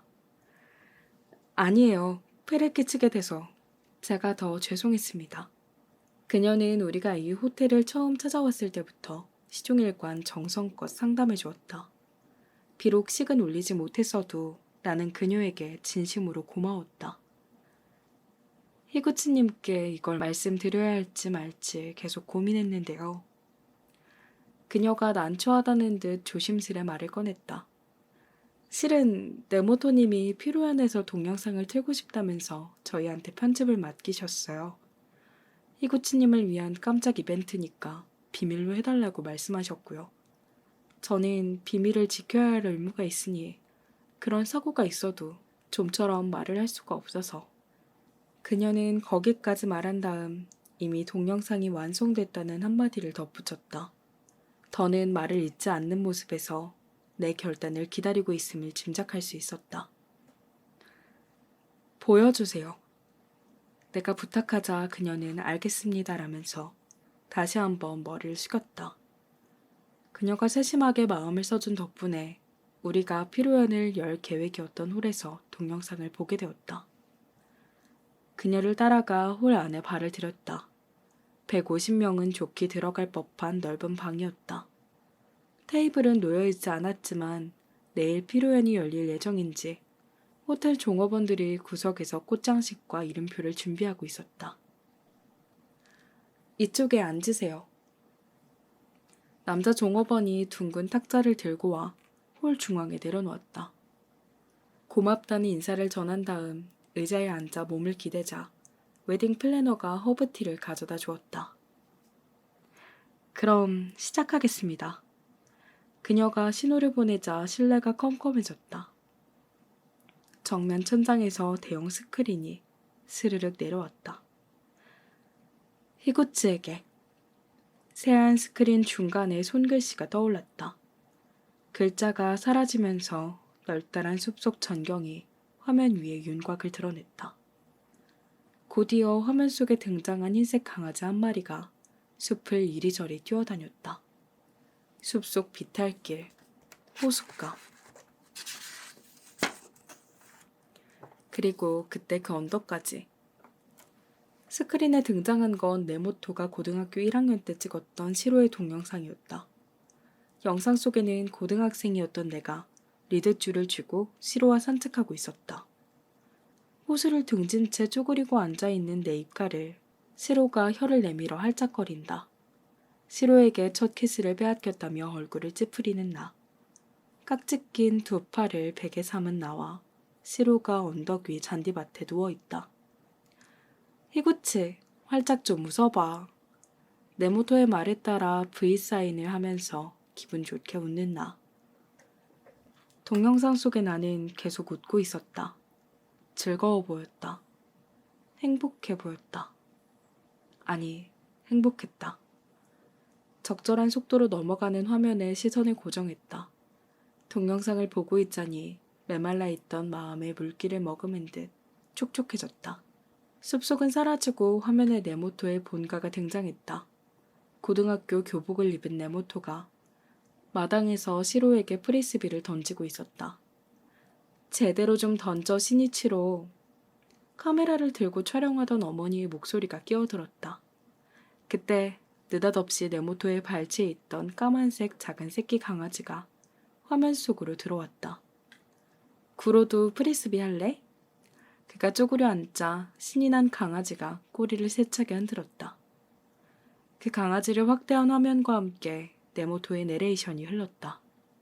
구로는 시로의 새끼야. 나는 마른 침을 꿀꺽 삼켰다.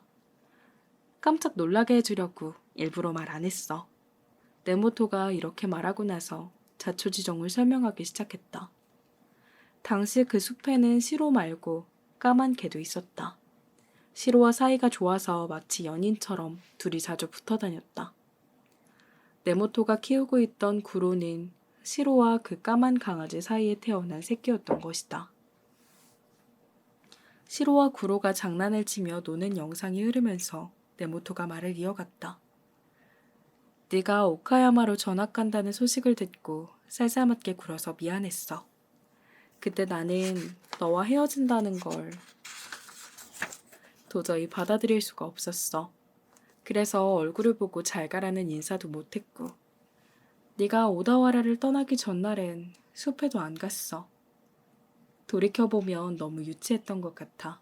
정말 미안해. 시로가 우리를 잘 따르게 되고 나서도 난 시로를 집에서 키울 생각이 없었어. 시로를 우리 집에 데려오고 나면 더는 숲에서 너를 만나지 못할 것 같았거든. 네가 떠나고 나서야 시로를 우리 집에서 키워야겠다고 마음먹었어. 숲에서 너와 마주친 그날부터 나는 너를 계속 좋아했어. 고등학교를 졸업하고 고향에 남아있었던 것도 어쩌면 히구치 너를 다시 만날 수 있을지도 모른다는 기대 때문이었어.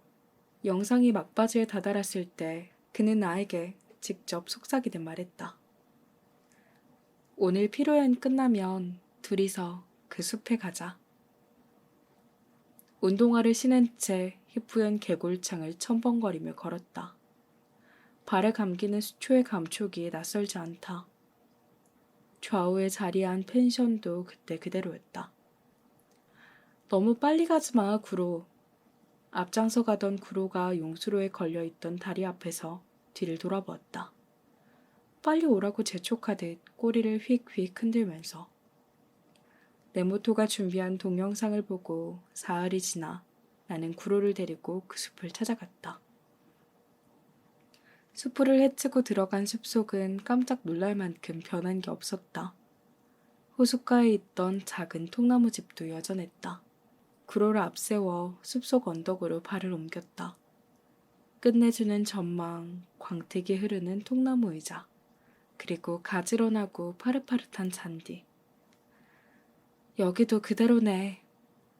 구로가 잔디밭에 몸을 누이는 걸 보고 나도 옆에서 양팔과 다리를 넓게 벌린 채 큰 대자로 누웠다. 그런데 누워 하늘을 올려다보고 있으려니 아빠가 돌아가셨을 때 이 언덕에서 네모토가 해줬던 말이 머리를 스쳤다.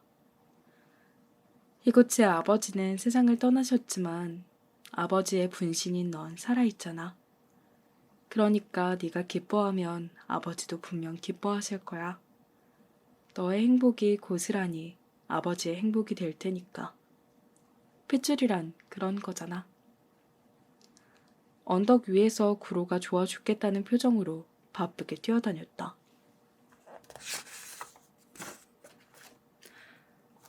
나는 생각했다. 구로는 시로의 피를 이어받았다. 구로가 기뻐하면 죽은 시로도 기뻐할 것이다.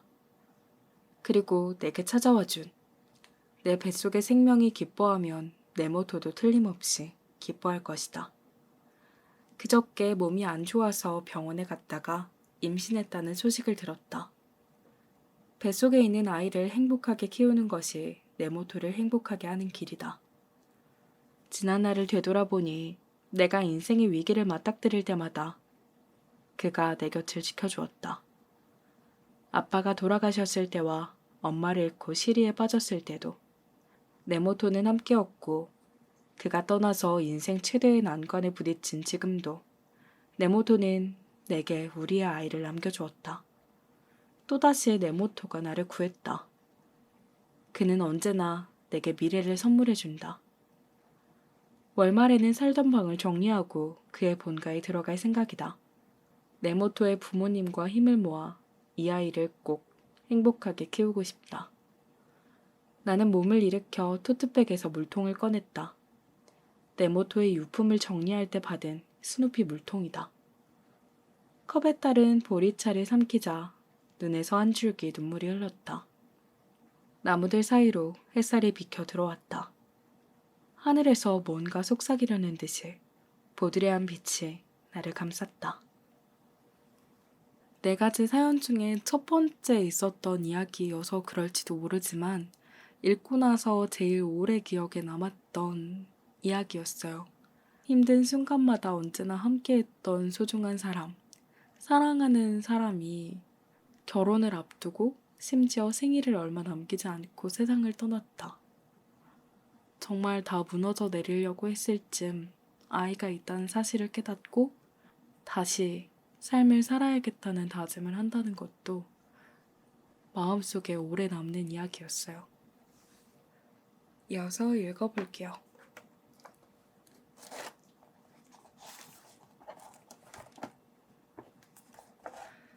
기관사와 그의 아내에 대한 이야기입니다. 들어가 볼게요. 아빠, 잘 다녀와요. 남편이 쓰고 건네준 구두 주걱을 받으며 복도에 서서 인사했다. 그래, 다녀올게. 키가 큰 남편이 몸은 앞을 향한 채 어깨 너머로 고개만 돌려 외꺼풀 눈으로 이쪽을 본다. 오늘 아침에도 고개는 살짝만 돌렸다. 수줍음이 많은 남편은 말수가 많은 편이 아니다. 부부 사이에 아직도 내외를 하는지 아침마다 내 눈을 쳐다보며 다녀오겠다고 말하지 못한다. 남편이 현관문을 닫으면서 문틈으로 아주 잠깐 나를 본다. 눈이 마주치면 눈가에 희미한 미소를 내비치며 문을 닫고 간다. 별것 아니어도 마음이 통한 것 같은 이 순간이 매일 아침 나만이 느끼는 즐거움이다. 거실 흔들 의자에 앉아 졸던 고양이 하나가 커다란 눈을 번쩍 떴다. 야옹하고 울면서 열린 창문을 통해 밖으로 나갔다. 현관문을 빼꼼 열고 내다보자 하나가 회색 털을 휘날리며 남편의 발밑에 웅크리고 앉았다. 마치 늦게 배웅 나와서 미안하다고 사과하는 것 같았다. 남편이 허리를 굽혀 하나를 들어 올렸다. 부드러운 손길로 머리를 쓰다듬으며 다녀올게 하나 하며 미소 짓는다. 문득 나는 지금 행복한 나날을 보내고 있구나 하는 생각이 들었다. 지금 이 순간과 공간을 붙잡아둘 방법이 없을까 반쯤 진심으로 고민했다. 내일도 오늘처럼 평범한 일상이 반복되겠지. 그런데 남편의 얼굴을 보는 건 오늘 아침이 마지막이 되어버렸다. 출근하는 남편을 배웅하고 6시간쯤 지났을 때였다. 나는 주방에서 점심을 챙겨 먹고 하나에게 간식을 주려고 거실로 갔다. 하나는 핸들의자 위에서 몸을 둥글게 말고 있었다. 하나에게 육포를 내밀며 텔레비전을 켰더니 화면이 어수선했다. 화면 속 열차는 선로 위에 누워 있었다. 역 앞에서 마이크를 거머쥔 리포터가 사망자 수는 이미 20명을 넘었습니다. 라며 야단스레 떠들었다. 도인철도 가마쿠라선 10시 26분 니시유 가와라 출발 급행열차. 텔레비전에서 흘러나오는 정보를 단편적으로 주워 담다가 얼굴에 핏기가 가셨다. 화면 속 쓰러져 있던 열차는 남편이 평소 운행하던 차량이었다. 남편은 오늘 저녁까지 근무다. 기관사는 남편 말고도 더 있을 테지만 오늘 아침 집에서 나선 시각을 생각하면 남편이 이 상행선 열차를 운전했을 가능성이 아주 컸다. 불이 났기에 남편 회사로 전화를 걸었으나 연결이 되지 않았다. 몇 번을 걸어도 계속 먹통이었다. 선로를 벗어난 열차는 6량편성 차량으로 그중 세 번째 차량이 낭떠러지 아래로 굴러 떨어졌습니다. 텔레비전에서 새로운 정보가 나올 때마다 온몸이 덜덜 떨렸다. 남편 회사에 한 번 더 전화를 걸어보려고 스마트폰을 들었지만 손끝이 떨려 도저히 번호를 누를 수 없었다. 나는 남편을 믿는다. 그는 도인철도에서 40년 가까이 근속하면서 무지각 무결근을 기록하고 있었다. 나와 결혼하기 전부터 기관사로 일해왔지만 여태 이렇다 할 실수를 저지른 적도 없다. 이제 3년 후면 환갑을 맞이할 나이지만 핸들을 잘못 만질 만큼 노쇠하지도 않았다. 그건 아내인 내가 보증할 수 있다. 지푸라기라도 붙잡는 심정으로 옆에 온 하나를 껴안았다. 하나, 아빠를 지켜줘. 마음속으로 그렇게 빌면서 하나를 끌어안고 있는 사이 화면에 나온 젊은 아나운서가 목청을 높였다. 방금 새로운 정보가 들어왔습니다. 기관사는 이미 사망했습니다.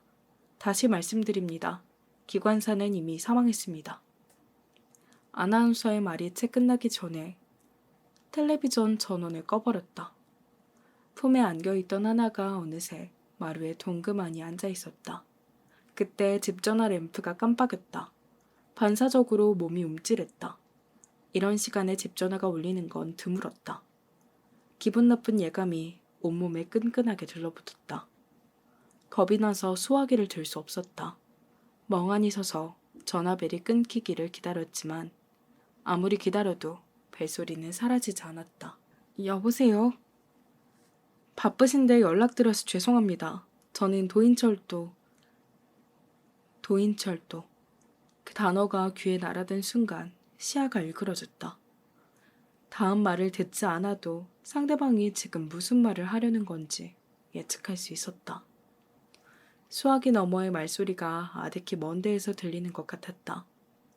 전화 상대가 남편 회사 사람이라는 사실만 뇌리에 박힌 채 수화기에서 들려오는 나머지 말들은 한 박자 늦게 전달되었다.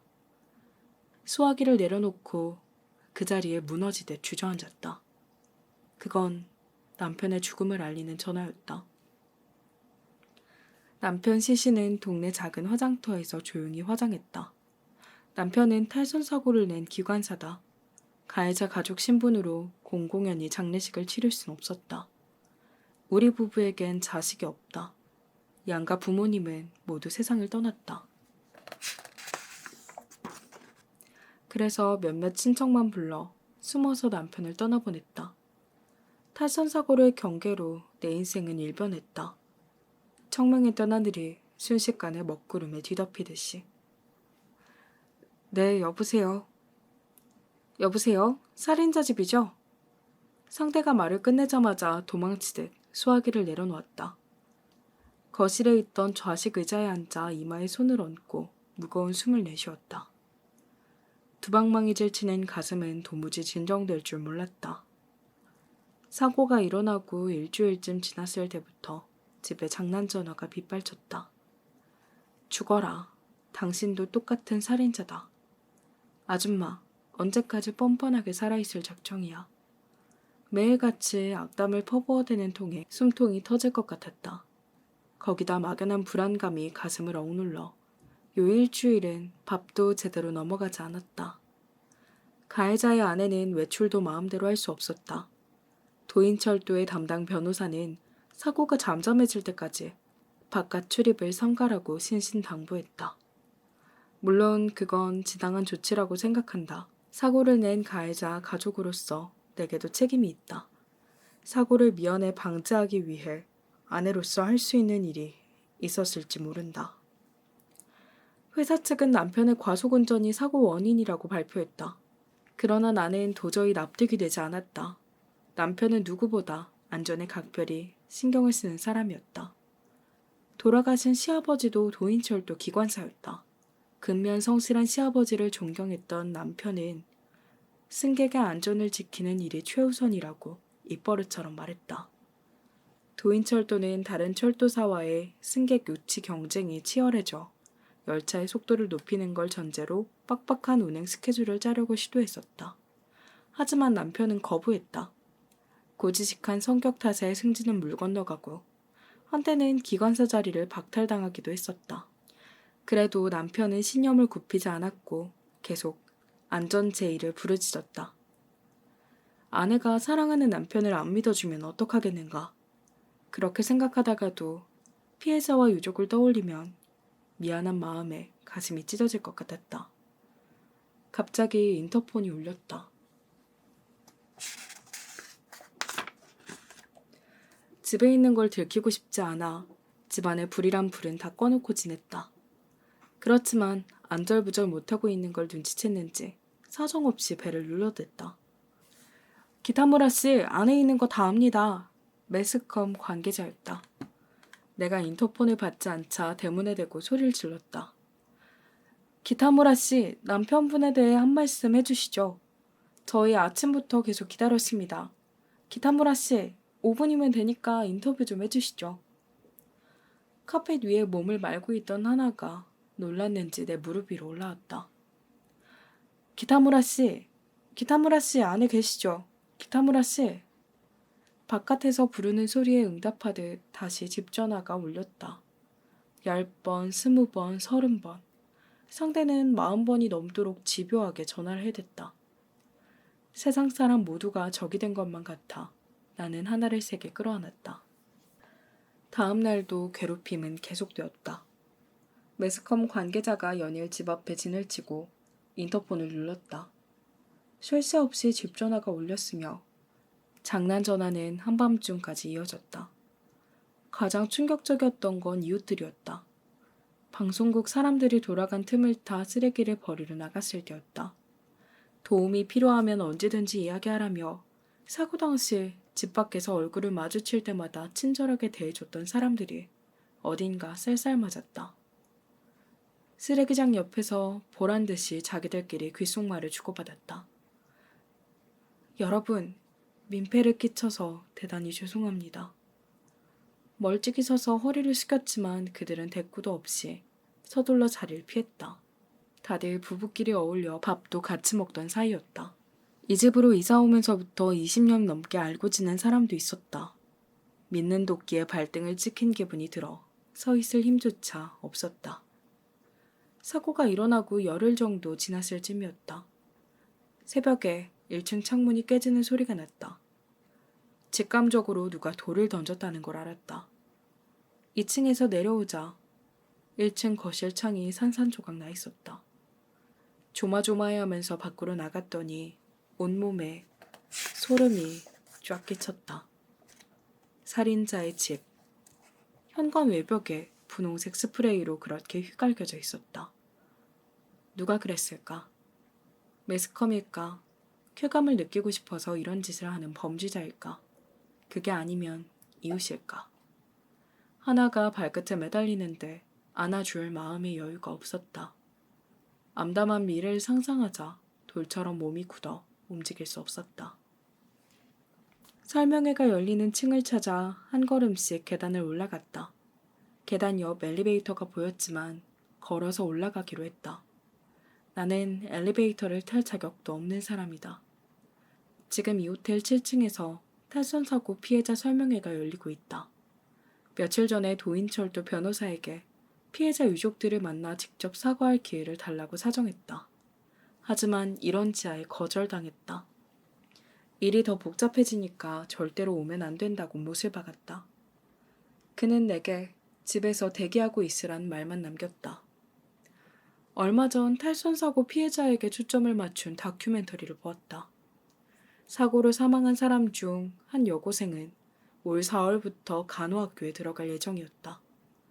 어려서 아버지를 병으로 여의고 아픈 사람을 돕겠다는 마음 하나로 고등학교 3년 내내 아르바이트를 하며 학비를 모았다고 한다. 사고 사흘 후에 열린 졸업식에서 그녀의 이름이 불렸다. 학교 측의 배려로 그녀를 대신해 친구가 졸업장을 받는 장면을 보니 가슴이 먹먹했다. 더는 방송을 볼 수 없었다. 이번 사고가 그녀의 미래를 앗아갔다. 뜻을 품고 살아가던 젊은이의 미래를, 그리고 그 가족의 미래까지도. 그런 짓을 감히 용서받을 수는 없을 것이다. 7층에 도착하자 눈앞에 단풍실이라 적힌 커다란 홀이 나타났다. 붉은색 벽 너머에서 허튼 소리 집어치워라고 절규하는 한 여자의 목소리가 울려 퍼졌다. 사람이 목숨을 잃었습니다. 그런 사고에 불행 중 다행 같은 건 없습니다. 당신들은 자신들이 무슨 짓을 저질렀는지 제대로 알고 계십니까? 홀 안에 험악한 분위기를 그대로 전해주는 듯한 목소리에 마른 침을 삼켰다. 저는 이번 사고로 사랑하는 약혼자를 잃었습니다. 당신은 그 사람의 목숨만 앗아간 게 아닙니다. 그 사람의 미래까지 앗아갔습니다. 그리고 미래를 빼앗긴 건 그 사람 혼자가 아닙니다. 제 미래에도 이제 더는 그가 없으니까요. 당신들은 피해자 유족의 미래까지 빼앗은 겁니다. 그 사실을 알긴 합니까? 어디 입이 있으면 뭐라고 말 좀 해보세요. 마치 여자가 나를 향해 소리치는 것 같았다. 나는 홀 입구를 향해 빠르게 걸음을 옮겼다. 안내하는 사람이 뭡니까 당신? 하며 막았지만 나는 그 사람을 뿌리치고 두 손으로 여닫이 문을 거칠게 밀었다. 피해자 가족들이 접이식 의자에 앉아 있었다. 그들과 마주보는 자리에 도인철도 경영진이 일렬로 앉아 있었다. 경영진 측 맨 왼쪽 자리에 매번 전화로 지시를 내리던 젊은 변호사가 있었다. 대답해요. 대답해. 대답하라고. 아까부터 울부짖던 여자의 목소리가 내 가슴에 콱 꽂혔다. 경영진에게 다가가는 그녀의 발을 맞추듯 나는 피해자 가족 앞에 가서 섰다. 여러분, 저는 기타무라 미사코라고 합니다. 이번 사고가 난 열차를 운전하던 기관사의 아내입니다. 수런대는 눈앞에 사람들을 향해 몸을 90도로 구부리며 머리를 깊이 조아렸다. 사망한 제 남편은 여러분께 사죄를 드리지 못합니다. 이 자리에 없는 남편을 대신해 아내인 제가 여러분께 사죄하고 싶습니다. 정말 죄송합니다. 죄송합니다. 너무 죄송합니다. 회장 한쪽에서 누군가가 누구 마음대로 라고 내지른 소리가 내 귓가에 와닿았다. 누가 저 사람 좀 밖으로 끌어내 라며 욕설이 날아드는 와중에도 나는 말을 계속했다. 이번 사고가 명백히 밝혀지고 남편에게 죄가 있다는 사실이 판명되면 그때는 제가 그의 아내로서 제 목숨을 바쳐 속죄하겠습니다. 여러분, 죄송합니다. 죄송합니다. 정말 죄송합니다. 어느새 나는 무릎을 꿇고 있었다. 바닥에 손을 짚고 연신 고개를 숙이는데 뒤에서 누가 억지로 나를 일으켜 세웠다. 매서운 눈빛의 변호사가 분노를 표출하듯 내 손목을 꽉 붙잡고 다짜고짜 밖으로 끌고 나가려고 했다. 그때 좀 전에 목청을 높였던 여자와 눈이 마주쳤다. 그녀는 밖으로 끌려나가려는 나를 가만히 지켜보고 있었다. 그녀의 눈에 담긴 눈빛은 다른 피해자 가족들이 내게 보내던 저기와 달랐다. 화를 내지도 그렇다고 용서하지도 않는 그저 슬픔으로 가득한 눈이었다. 그녀는 사고가 나고 얼마나 많이 울었는지 말해주듯 눈동자가 젖어 있었다. 난 지금껏 이렇게 비애에 젖은 눈을 본 적이 없었다. 나는 변호사에게 붙잡힌 손을 획 빼내며 그녀를 향해 허리를 굽혔다. 천천히 고개를 들자 그녀 옆에 있던 나이 든 남자가 이쪽을 향해 나처럼 허리를 깊이 숙이고 있었다. 기품이 느껴지는 남자의 태도를 보니 괜히 나에게까지 마음을 쓰게 한 것 같아 면목 없어 몸둘 바를 몰랐다. 마당에 심은 벚나무가 꽃망울을 터뜨리기 시작했다. 며칠만 더 있으면 새하얀 꽃이 만발하겠지. 4월 초가 되면 흐드러지게 핀 꽃잎들이 하나둘 지기 시작한다. 출근하는 남편을 배웅하고 나면 집 앞에 나가서 떨어지는 꽃잎을 쓸어 모으는 일을 해마다 해왔다. 이때는 근처에 사는 아이들이 초등학교를 입학하는 시기와도 겹친다. 통학로인 우리 집 앞으로 책가방을 처음 메어보는 아이들이 긴장한 얼굴로 지나가곤 했다. 아이들이 커가는 모습은 어찌나 신기한지 입학하고 일주일만 지나면 긴장했던 얼굴에 웃음이 넘쳤다. 아줌마 안녕하세요. 학교에서 인사를 배웠는지 빚이라는 내게 인사를 건네는 아이도 있었다. 1년이 지나 같은 시기가 찾아오면 지난해보다 키가 훌쩍 자란 아이들을 여럿 볼 수 있다. 전년 이맘때보다 조금 낡은 책가방을 맨 모습이 왠지 믿음직스럽다. 자식이 없는 내게는 자라나는 아이들의 모습을 지켜보는 게 소소한 낙이기도 했다. 하지만 올해는 그러지 못하겠지. 탈선 사고가 나고 20여일이 지나도 장난 전화는 끊이질 않았다. 집 앞을 지키고 있던 매스컴은 사라졌지만 이웃에서 보는 눈이 곱지 않아 집 밖으로 걸음을 떼지 못했다. 오밤중에 나가 낙서를 휘갈겨 놓은 벽에 파란색 시트를 두르는 게 고작이었다. 4월에 접어들 즈음 사고를 둘러싼 형세가 뒤집히기 시작했다. 도인철도는 사고 경위를 수차례 번복했다. 처음에는 기관사에게 책임을 전가하더니 선로에 돌이 놓여 있었다. 거래처가 만든 부품에 결함이 있었다며 말을 바꾸는 등 그들의 주장에는 일관성이 없었다. 경찰을 포함해 외부 전문가가 조사한 결과 내용 수명을 초과한 차량을 사용했던 사실이 발각되었다. 편의성만 추구하며 부품 교환을 소홀히 한 탓에 주행 중 브레이크가 말을 듣지 않아 사고로 이어졌다는 결론이 났다. 남편이 속도를 위반해서 사고가 일어난 게 아니었다. 이번 사고에 관한 공식 발표는 사고가 나고 정확히 50일이 지난 4월 24일에 이루어졌다. 기이하게도 그날은 남편의 생일이었다.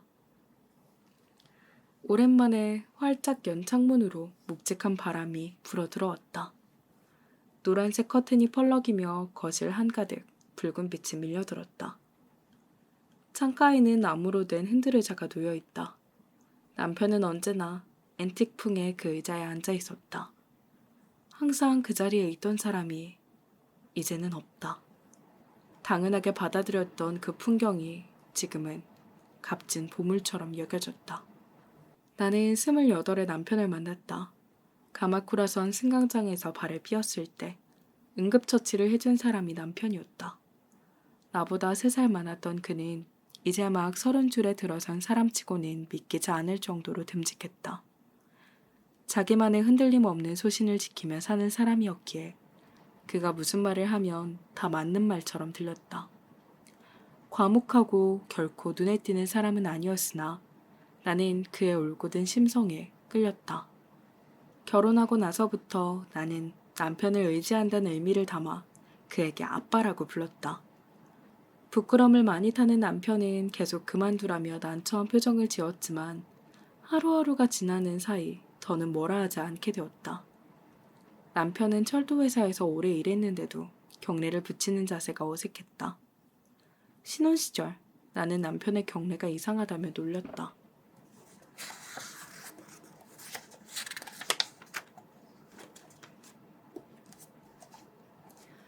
남편이 더 잘할 수 있도록 밥 먹기 전에 경례하기, 목욕하기 전에 경례하기 등등 온갖 핑계를 대며 격리를 시켰다.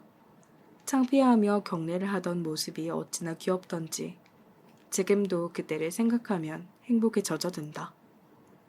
나는 아이를 가질 수 없는 몸이었다. 남편이 유난히 아이를 좋아하는 사람인 걸 모르지 않았다.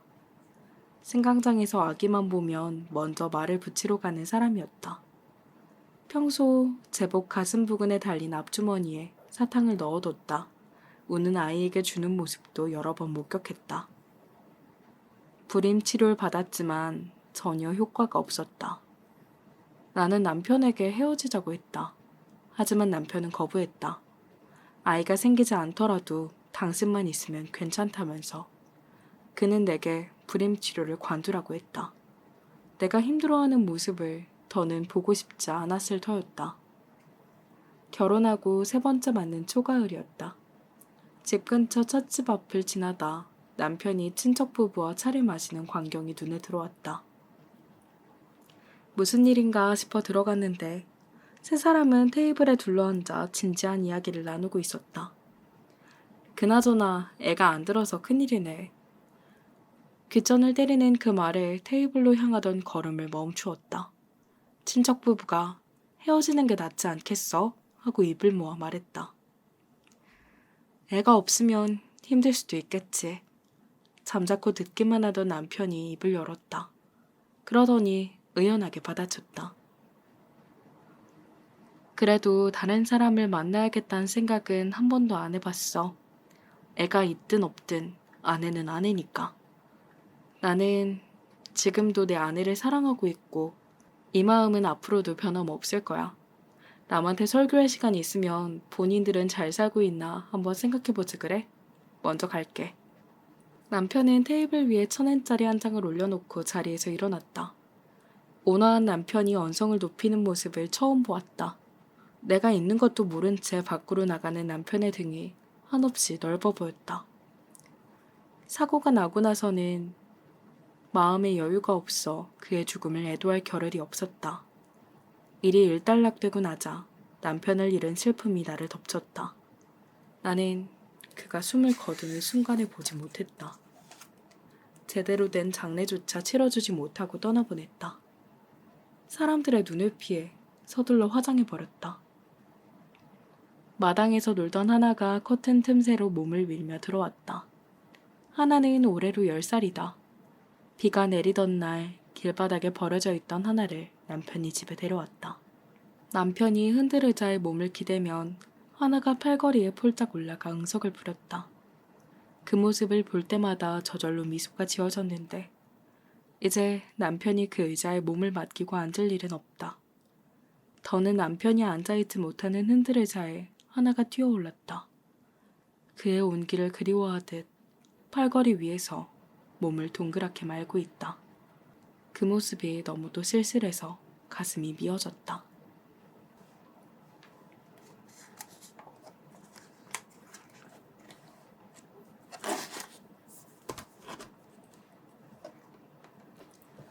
글을 읽으면서 울컥하는 부분들이 정말 많았어요. 현실에는 없는 사연들이 아니라 있을 법한 이야기들이어서 그들의 이야기가 더 크게 다가왔거든요.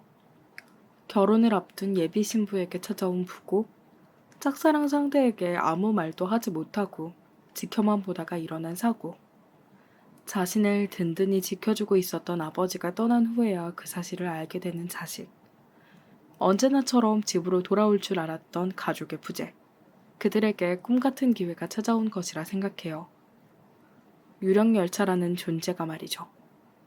후반부에 숨어있는 반전에서는 더욱 안타까웠고요. 곁에 있는 사람의 소중함을 다시 한번 생각하게 되었어요. 오늘은 여기까지 하도록 하겠습니다. 오늘도 제 작은 소리에 귀 기울여 주셔서 감사합니다. 여러분들의 오늘이 어제보다 조금 더 반짝이는 하루 되길 응원할게요. 그럼 안녕.